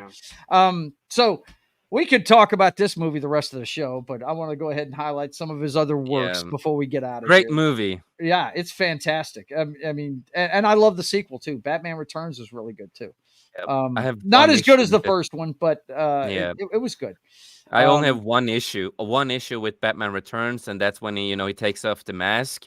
You see that the eyeshadow thing that he's using is gone before he takes off the mask. Rips it off. Yeah. That's the only part that really that was fucked up. His eyes should have been blacked out. Yeah. Yes. Yeah, for sure. Okay, Edward but this, one of guys, my favorite movies I have of to all say, time. is my favorite Tim Burton film ever. Yep. Yep. He told his own fairy tale, and I thought it was just freaking dynamite. Anybody that knows the story of Frankenstein, that there's components of that in here. Yeah. But the part one of my where he movies. makes it snow for yes, Homegirl is just, it's too awesome. I loved this movie. I really did. And Johnny Depp did so well too. As Edward, this was the beginning of his road with Johnny Depp. I think Johnny Depp has starred in more of these movies than anybody else. Originally, the first movie he ever did was Nightmare on Elm Street, the first one, just because mostly he wanted a paycheck and all that kind of stuff, because he never wanted to become an actor. He always wanted to be a musician. But because of that, people found him handsome and stuff like that. And of course, he started in Edward Scissorhands and other stuff, and just grew and grew and became as big as he is today. I'm gonna say one of the movies that a lot of people don't give a lot of respect to is Ed Wood. They're like, yeah, Ed Wood. Johnny Depp was in that too. So Ed Wood is one of the better films that he did. Him and Burton worked together on both the Alice in Wonderland movies. Yeah. The Ed Wood movie, this one, Beetlejuice movies. Yeah. Well, no, Johnny Depp wasn't in the Beetlejuice movies. Oh, no. I'm talking about Johnny Depp and Tim Burton. These guys obviously dig hanging out with each other, or they wouldn't be making. Because they did. It was Ed Wood, of course, Edward Scissorhand, Corpse Bride, Sweeney Todd, if I don't remember wrong. Sweeney Todd, that's the one that I couldn't remember the name of. It's the Barber of Seville, right? Yeah. And of course, Charlie and the Chocolate Factory, Dark Shadows, the Alice in Wonderland. Dark Shadows. That is one of the most underrated Tim Burton movies ever, man. Yeah. And one of the other favorite movies, Sleepy Hollow, that they did. Yeah. Cops, we don't have permits. Run. Run. Yeah, he's done so many movies with him, but this is my favorite one. Sweeney Todd is underrated. You're right. Yeah. Oh yeah, I love just that. like Ed Wood is too. I agree. Yeah, Ed Wood is also really not many people are talking about it, man. Yeah, not many people are talking about it. Yeah, and I love Ed Wood, because Ed Wood, that movie was awesome because it showed the whole story. Because I love Ed Wood's movies; they're awesome. Sweeney, there can be only one. Yes. Yeah. Oh shit. Edward Scissorhand was amazing. And Edward Scissorhands, I got to times. shout this guy out because he's actually in one of the Batman movies that we've talked about, but he's one of my favorite actors ever, and that's Anthony Michael Hall. He plays the asshole jock that Edward eventually kills. And he wasn't trying to kill him. He was just trying to protect his friend, but this is a great movie, and it's got a great cast. So he goes emotional. It's really emotional too. He goes from geek to jock. Yeah, from the 80s and then in the 90s. He sprung up size-wise overnight. Remember, he was in the original Vacation movie, right? Yeah. As the little kid. He was little as fuck, and then he was in 16 Candles as Farmer Ted, right? Just scrawny little dude. Yeah. Just, but he was ruling John Cusack and that other guy, man. He had them running around, doing his bidding and shit. And then overnight, man, whenever he made Weird Science is when I noticed it. He was taller than everybody on the damn screen, and he looked like a stick man, but he was tall, really tall. And, but yeah, I loved that movie. Edward Scissorhands is one of the greatest ever. Yeah. I just love the whole aesthetic of it. You know how he was doing the hedge work and Vincent all that. Price is awesome too. Yep. Of course, next up was we've talked about it a little bit, so we'll just touch on it here. Hang on, let me pop it back in there. Batman Returns. Batman Returns. It wasn't as good as the first outing, but it was definitely Still over good. the top. Love Catwoman in it. Love Catwoman. Love Danny DeVito as the Penguin. Yeah, oh god, he was just so creepy. You know, you get like the chills, like oh, when he eats the fish. Yes, and he's all so that. disgusting, man. It's like god eating raw fish and shit. You know, oh god, man. But definitely, you know, once again, the city is a character in the movie. Yes, you know, and I, you know, I love and who was it said it earlier about? Let's see, where is it? I think it was Soul Assassin. Talking about Catwoman's whip ability there. Yeah, I can't remember who said it. I think but Pfeiffer learned all this kind of stuff herself. You know, she worked and trained with the whip and all the other stuff. She did a lot of her own stuff in this movie, and I'm sure you guys have seen that video of her popping the heads off the mannequins with the thing. Oh yeah, yes, that's all her, man. Awesome. Yeah, it's great stuff. Let's see. Did y'all see Arnold and Danny DeVito call out Keaton at the Oscars? Yes. One of the only times that got a good laugh from me. It was great. It was fantastic. I laughed my ass off because he played into it. Keaton just sat there, and this is what Keaton did. He went. He was like he was glaring at him, you know. You should be careful. You should be careful, man. Right? You're playing with fire. It was too good, man. It really was. But yeah, and dice. Batman Returns. It's a good flick, and yeah, I'm with you on the damn eye black. Yeah, should have fixed that. They should have fixed that. You know, if they ever do a remaster, easy fix with CGI. Easy fix with CGI. Put the black back on his eyes. Okay? Yes, but it's a good. It's not the best, but it's still really good, and you know one of the favorites overall. Yep. And this version of Catwoman was amazing, and not just because she's hot and all that, but the persona and the way she acted and all this kind of stuff. She really felt like, you know, a little crazy, menacing, and all this kind of. She had all the vibes that I like to it. So right, exactly. She was mentally unbalanced, right? Which is what all of his bad guys are. Like I said, his rogue gallery is nuts. Just as nuts as they're all mentally unstable. So, yep. I gotta say, man, Michelle Pfeiffer's always been one of my favorites, though. I've loved her all the way back to a movie called Hollywood Nights. If you guys have never seen that, it's a very funny movie. And she was young. A great actress, man. She's fantastic. She's really good. I think. What's the name of the movie where she's an ex-Marine and she's a teacher in an urban school? Dangerous Minds. Dangerous Minds. Yeah, they had the song for that too. Watch that. Yeah, Gangster's Paradise. Yeah, came from that. Gangster's Paradise came from that. And she was in the video too. Yeah, she was, and it's a great movie. If you've never seen it, it's a really good flick. Yes, it is. Check that one out sometime. But yeah, I'm a big fan of hers. Okay, let's see what's next on the hit list here for Mr. Burton. Yeah, the next one, Ed Wood. Ed Wood came out next, and this was awesome. Black and white. Guy. I love how they did that. He was a movie director. Whoa! Back up there, Mister. Go. You are dead wrong on that being next. You skipped over. I can't believe you skipped over The Nightmare Before Christmas. Did I? How dare you? I'm sorry. It came out in 1993. 1993. The year before Ed Wood, which I've never even heard of. Ed Wood, he was a real guy. Yeah, he made it because it's not here. That's why I skipped over it.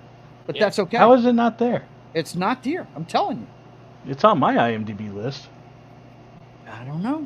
Maybe that came before. Wait. Maybe he direct it or did he? Was he was a producer. He did. He was producing, not that's directing why it. It's not there, bro. He didn't direct it. Plan 9 from Outer Space is one of the awesome bad movies ever. There's The Nightmare Before Christmas. I know that's one of his movies. I thought it was later on in the list. Yeah, he was a producer on it, and Henry was directed it. Let's see. Henry Selick. Yeah. Yeah. But personally produced I'm glad you mentioned that, Knock. I'm glad you mentioned it because I thought it was later on. This is my childhood. right yes, here. that's my daughter's childhood too. Let me tell you. My childhood too, man. Yeah. She's watched this movie so many times. It's not even funny. We had a con here not too long ago, and Chris Sarandon, the guy that's the voice of Jack, was here for the Comic-Con. Oh. And what's funny about him is he has fans through several generations, man. I have a picture over here of him signed where he played, get this, I know you're not going to believe this because trans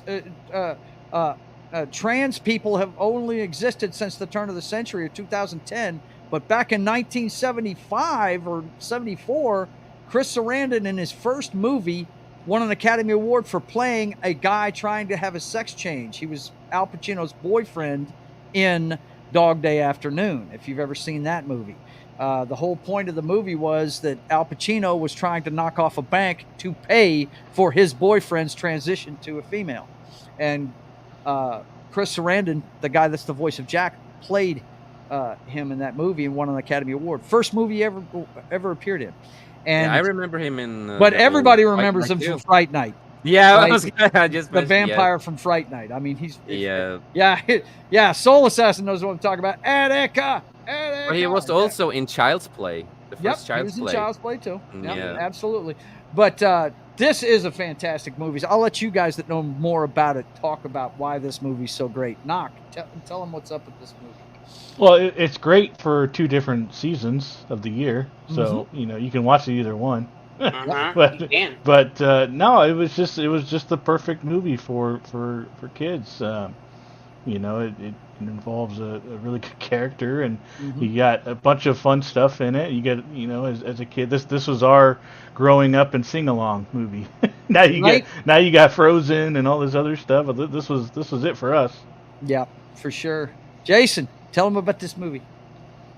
No, for me, I'm really into musicals. That's one of the highlights for me is the musicals, and so he's gonna love Joker. Yeah, right. Yeah.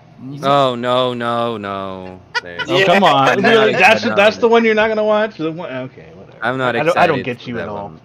Well, he may not like Gaga. Gaga's kind of polarizing. She's not Harley Quinn either. All in the fucking movie. He knows. He knows. I love Harley Quinn. That's not Harley Quinn. Only name. Yep. Only name. So fuck off. Yeah. But back to this one, Jason. Yes, I was.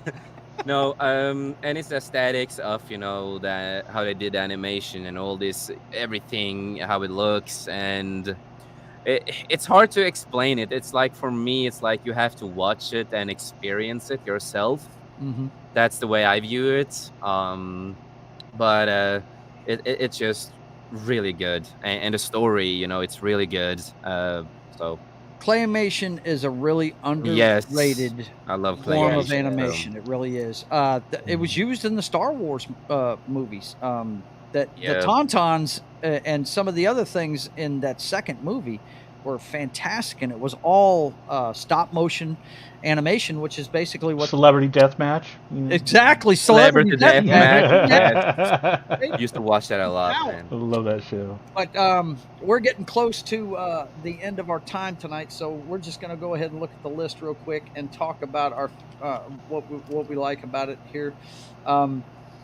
Let's go back down here to the next one I had on the list. We got Ed Wood. That movie was pretty good. It was about an actual guy. I want to say he's up there. He's about the Roger Corman level of movie director. Yeah, him and Roger Corman did awesome movies. Yeah. And I never saw this. Like I thought whenever you guys kept saying Ed Wood, I thought you were just doing it as an abbreviation. No. I was so confused. I've never heard of this before. No. Check it out sometime, Knock. It's good. It's good. It's about an actual movie director, and that doesn't make me want to watch it. I mean, and Johnny Depp did it so well too, because one thing he's good at is becoming the characters he's playing. Pause that joke. And also, I'll take I am Lord. Yeah. And what I really liked is that they decided to do, black and white and everything like that at the same time. It was just like, it was really fantastic. If you haven't watched it, I think I heavily recommend it. It's really underrated, unfortunately. Yeah, it is. It's heavily underrated. Yeah. And he dresses up as a woman in it. There is a lot of people who will not watch it because it's black and white. Yeah, black and white. Yeah. So then you had let's see, Visit with Vincent. That is probably a documentary. That's probably what that is. It was conversations with Vincent. Yeah, it's an interview with Vincent Price, who obviously had a big influence on Mr. Burton. No doubt. Since we started the knock list, I've gained a greater appreciation for black and white. Yeah. I'm glad. There's some good Sleepy Hollow, Mars Attacks. Mars Attack was so is funny as shit. That's so If funny. you guys have not seen this movie before, it is fucking fantastic. It is, check man. it out sometime. Jack Nicholson is the president. Fucking cracked me up. Yeah, it's great. And oh It's my god, my Pierce childhood Brosnan's movies. funny in this movie too. It's got a bunch of actors you wouldn't think be able to do comedy. Yes. My god, they're great in it, man. It's fantastic. Yeah. So this is one of my childhood movies in a way. So I grew grew up up watching. this one. Yeah. I grew up watching a lot of fucked up shit and horror and other stuff. So yes. I need to rewatch this movie again, man. It's so goddamn funny. It is great. Let's see what else we've got. Yeah, one of my Sleepy personal Hollow. favorites. Here's another Johnny Depp one. I don't think I ever love watched it. the movie. I watched the show. I don't know if that had anything to do with them, but don't the show. Watch the show. Don't the Is show, whatever. watch the movie. I enjoyed the movie show. is But... good. The show the is movie- good, but it's Yeah. not this. They're It's two not different- this. I didn't Yeah, think so. they're I different- didn't think so. Yeah, two different worlds, man. Yeah, two different worlds. Decidedly. Christopher Walken plays the Headless Horseman in this, and Yeah. it's fucking great, dude. It is fucking great. This man. I this love is this. this is a ghost story, is what it is. Does he get And to it's speak? Gruesome ghost Christopher story, Walken, too. when he can't speak, is it really him? Well, you know. My head has fallen off. I don't know where my head went. I'm looking for my head. The movie now. It went rolling away, and I can't find it. Where's my But body? it's also not the original story about Ichabod Crane. I mean, it's a different thing. You just have to watch it, man. It's Tim Burton's take on Sleepy Hollow. Exactly, and it's definitely, they make Johnny Depp's character is a guy that is every main character in Tim Burton's movies is somebody that does not get along with society socially very well. Yeah, because they think differently than everybody else. And in this case, Depp's character is a forensic scientist that checks out that investigates murders and stuff like that. It's pretty neat, man. It's good stuff. But anyway, let's see what else we got. The next one was Planet of the Apes. Now this one right here is kind of a polarizing movie right here. Yeah, I really thought it was this good. movie. I thought it was good. So, The soundtrack is still one of my favorites yeah. ever. Mm-hmm. I bought the CD for this movie, which I never do for a movie. It was so good. Right. Planet of the Apes, the reboot. What I loved about it, and I think this was a conscious decision by him. The first Planet of the Apes movie was given an Academy Award for makeup, and he did the same thing with practical effects on all the apes in this movie. It wasn't CGI'd; it was all done with makeup, and it looked fantastic. I don't know if you guys picked up on that in the movie or not, but I thought it was great what he did with the makeup on the apes. I really did. Paul Giovanni as the orangutan was so good. Right. Yeah, he was great, wasn't he? Marky Mark and the Monkey Bunch. That's right, buddy. That's exactly Yeah, what no, that I never was. hated this movie. I saw it when I was younger, and I enjoy it. I don't hate it. I think it's pretty decent. Well, I'm always going to love the original because of the ending of the original. But he tried to do his own take on that ending, and it kind of I felt finally finished watching those. By the way, end. Joe, I watched all 5 of the original movies. The original 8 movies. I did. I watched them all. Yep. Yeah, that first one's something else. That now, as they go along, they get kind of start falling off. They get but kind of weird. That first one, one, it's still great. I enjoyed the every end minute of the them. first one is one of the top 10 iconic moments in film history, period. The end of that movie is just fantastic. You bastards! You bastards! You blew it up. That's it. You damn dirty apes! Yep. Mm-hmm. But anyway, let's see what else we got. We're up against it. We're at the 2-hour mark. I got to get out of That's here. the Corpse Bride. I love that too. I actually never watched that movie. I don't know why. I just Charlie and the Chocolate Factory, which you know, it was okay. It was fine. I like Gene Wilder's Charlie Wonka better. Big Fish, I thought kind of fell flat. I wasn't. It did. I saw that and I was like, eh. Yeah. But Sweeney Todd. Sweeney Todd. That's Definitely another one of my one that favorites. people love. The Demon Barber, Fleet Street. Yeah, that one right there. A lot of people dig that movie. I love it. You got to, man. It's about a serial killer. It's great. That's Hannibal Lecter even. Yeah. Yep. Kick-ass. But look, we could talk about Tim Burton all day long. I can tell you this much: he blew it with Dumbo. I went and saw that. That was not. That was not. It was not good. That did not do well. But look, his comeback with Wednesday has been fantastic. Amazing. I can't wait for season 2. I want season 2 to come. So and I'm happy that Jenna is part of creating the story a lot more now and getting back more to the source that she and Tim wants with it. Mm-hmm. I think it's fantastic. Let's see. Okay, Soul Assassin. We're not going to poo-poo you for liking that one. You like Big Fish? You liked it. You liked it, bro. Corpse Bride is really good. Yeah. Yes. The only other one that I would mention besides these is where is it? Because I love it because I have checked out. I'm a big vampire fan, so I'm not saying I was alive when the Dark Shadows radio show was on, but when he did his take on Dark Shadows was hilarious. That scene where he sees the television set and wants to know what the sorcery is with these small people inside the box. I heavily like this movie, and it's so underrated. So that's not many people are talking about it. No. Like Ed Wood and this one are 2 underrated movies he did. Yeah, but once again, it's him and Depp. I mean, how many movies is that? It's got to be at least 10 movies that he did with Depp. Yeah, the Alice Corpse Bride 2. Corpse Bride 2 was also Johnny Depp. yeah, Corpse Bride 2. Yeah. All right, Joe. Before you do your long outro, I gotta head out. Okay. Well, you take care of yourself, Knock. I'm going to push the show that you care about me pushing. Don't worry. I've got it. All right. Got it. See you guys.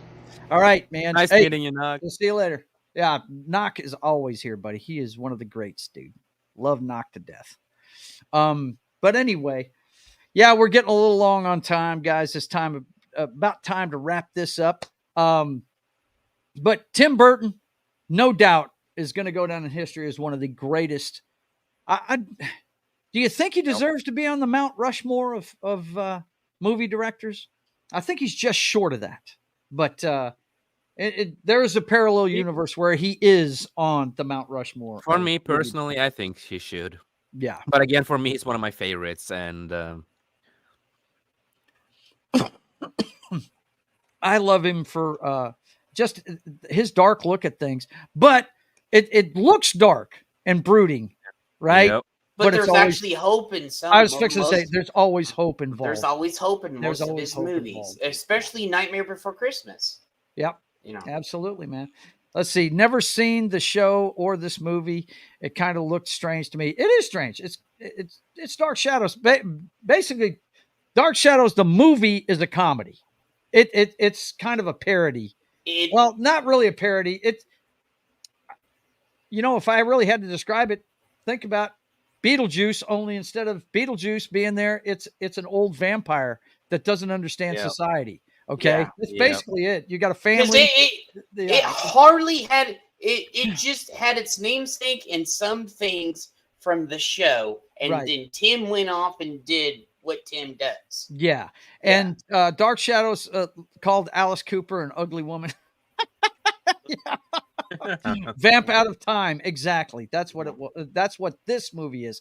Now the radio show and the television show, I think it was a British television show it was. It was. It might be a BBC radio show. It was a drama. It was like Wuthering Heights type thing, only it was about a vampire. It was like if you explain it, it was like Falcon Crest and like Dallas. Yeah, it was a drama. That's exactly what it was.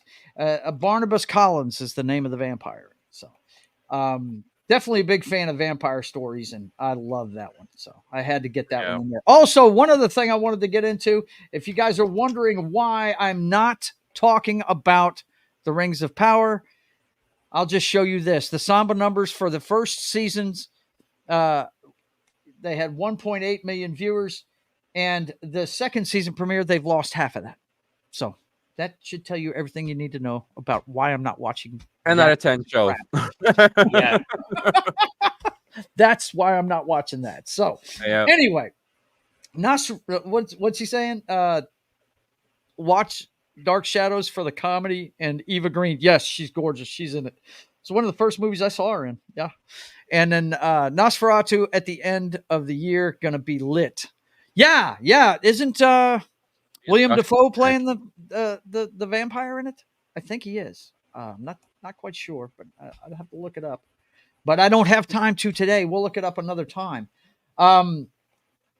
Jed, is there anything you want to push besides what I'm going to push? Roadhouse? Yeah, no. Okay. Jason, is there anything you'd like to push before you get out of here, sir? Yeah, I can. And I just also want to say Bill Skarsgård is the one who plays the Count. Yeah? Okay. Yeah, Willem Dafoe is the professor. Okay. Cool. So I'm excited for it. I like Bill Skarsgård. Fantastic actor. But no, for me, tomorrow on 540 Studio, we have the Beyond show where we're going to talk about, pop culture and stuff that's going on. Love that show. If you guys don't watch the show, you need to follow Jason. Definitely, because his show is fantastic. It's really good. Go ahead, sir. Thank you. Thank you. And of course, we're also like this, we have all of us have some different views, and, we see from different angles sometimes. We are not an echo chamber, because why the fuck would we be? It's boring. Yeah, because I've been over there several times, and then there's been agreements, but we're not actually fighting. We're just discussing. Yeah. So we have that tomorrow, and on Saturday and on Friday, I am normally always with Comic Relief Crusader on his show, where we talk about pop culture and some funny news. And on Saturdays, normally I do have my own stream too with one of my other new co-hosts. And the show is called Skullcast, and we basically talk about whatever the fuck we want, just having a great time like we're at the pub. So that's what I have coming up. And it was fun being here. It's been a long time since I've been here, so it was finally good being back. I had some time today, even though glad you came back, brother.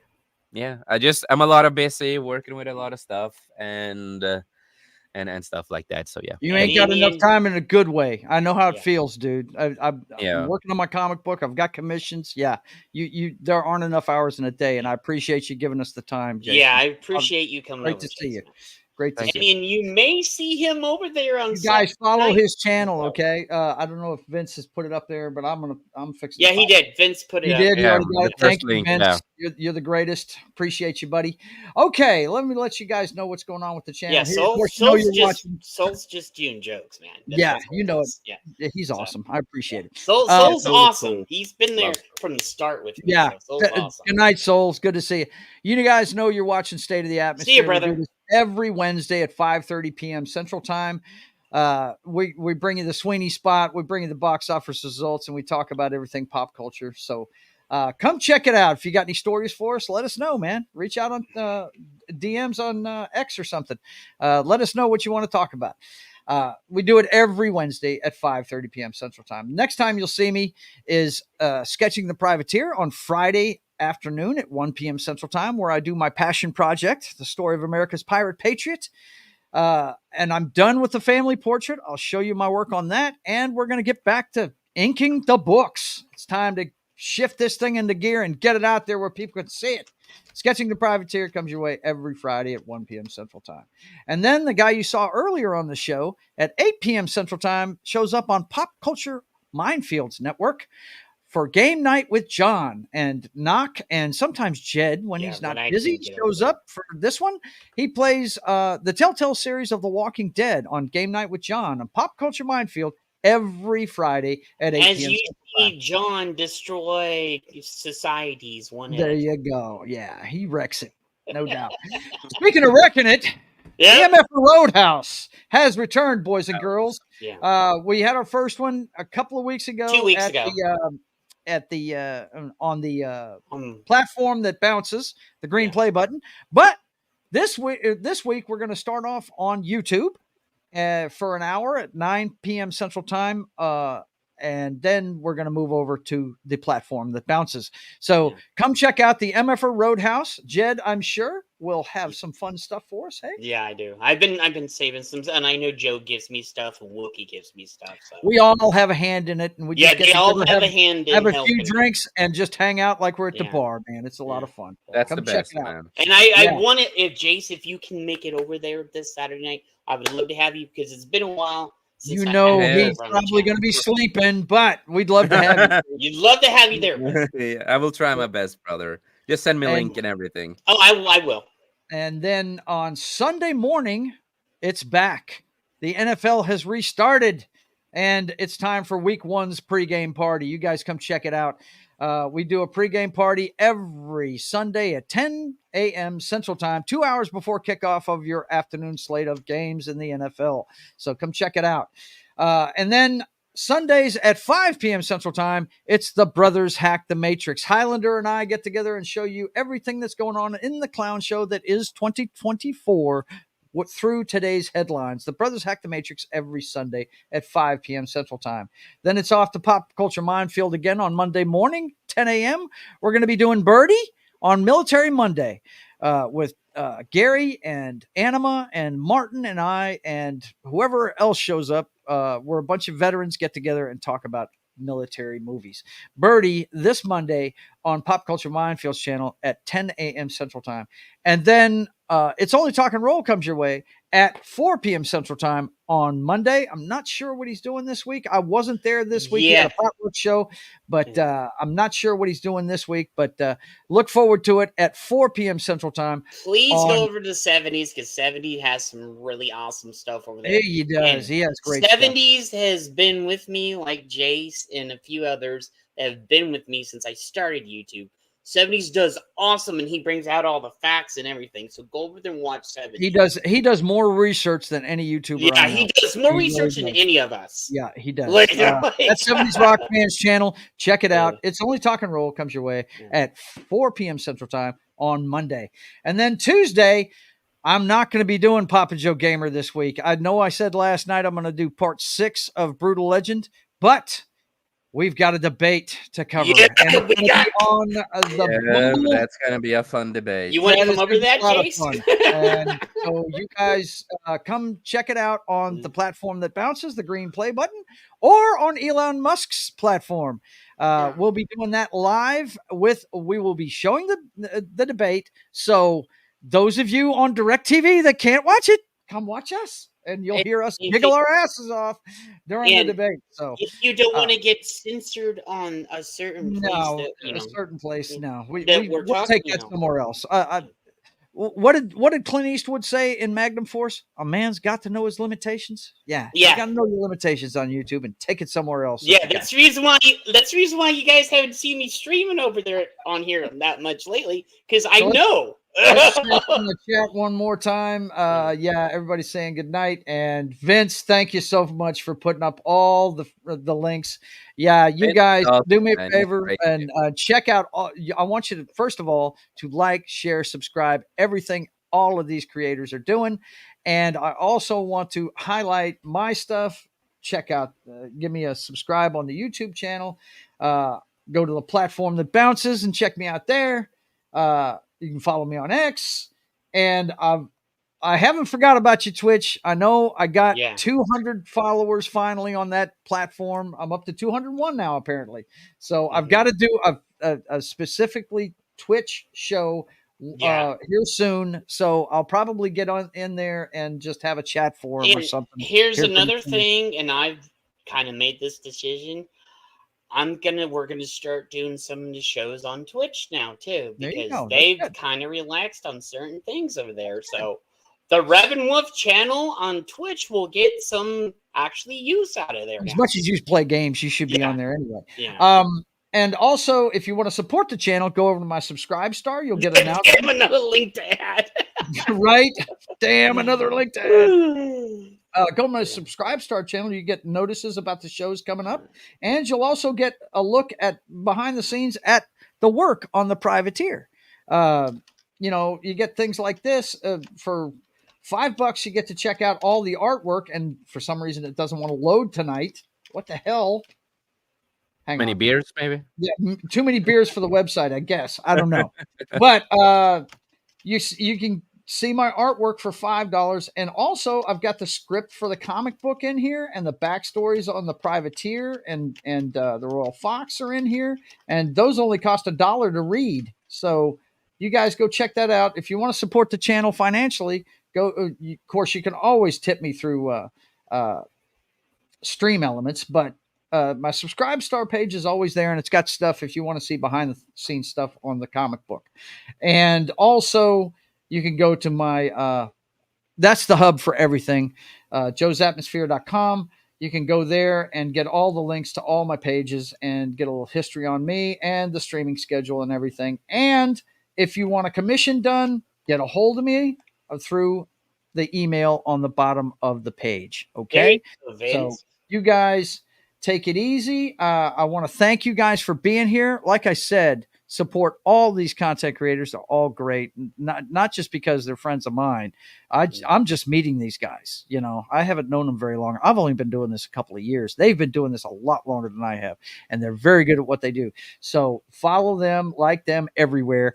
And until we see you guys again, I want you guys to keep on keeping on. God bless.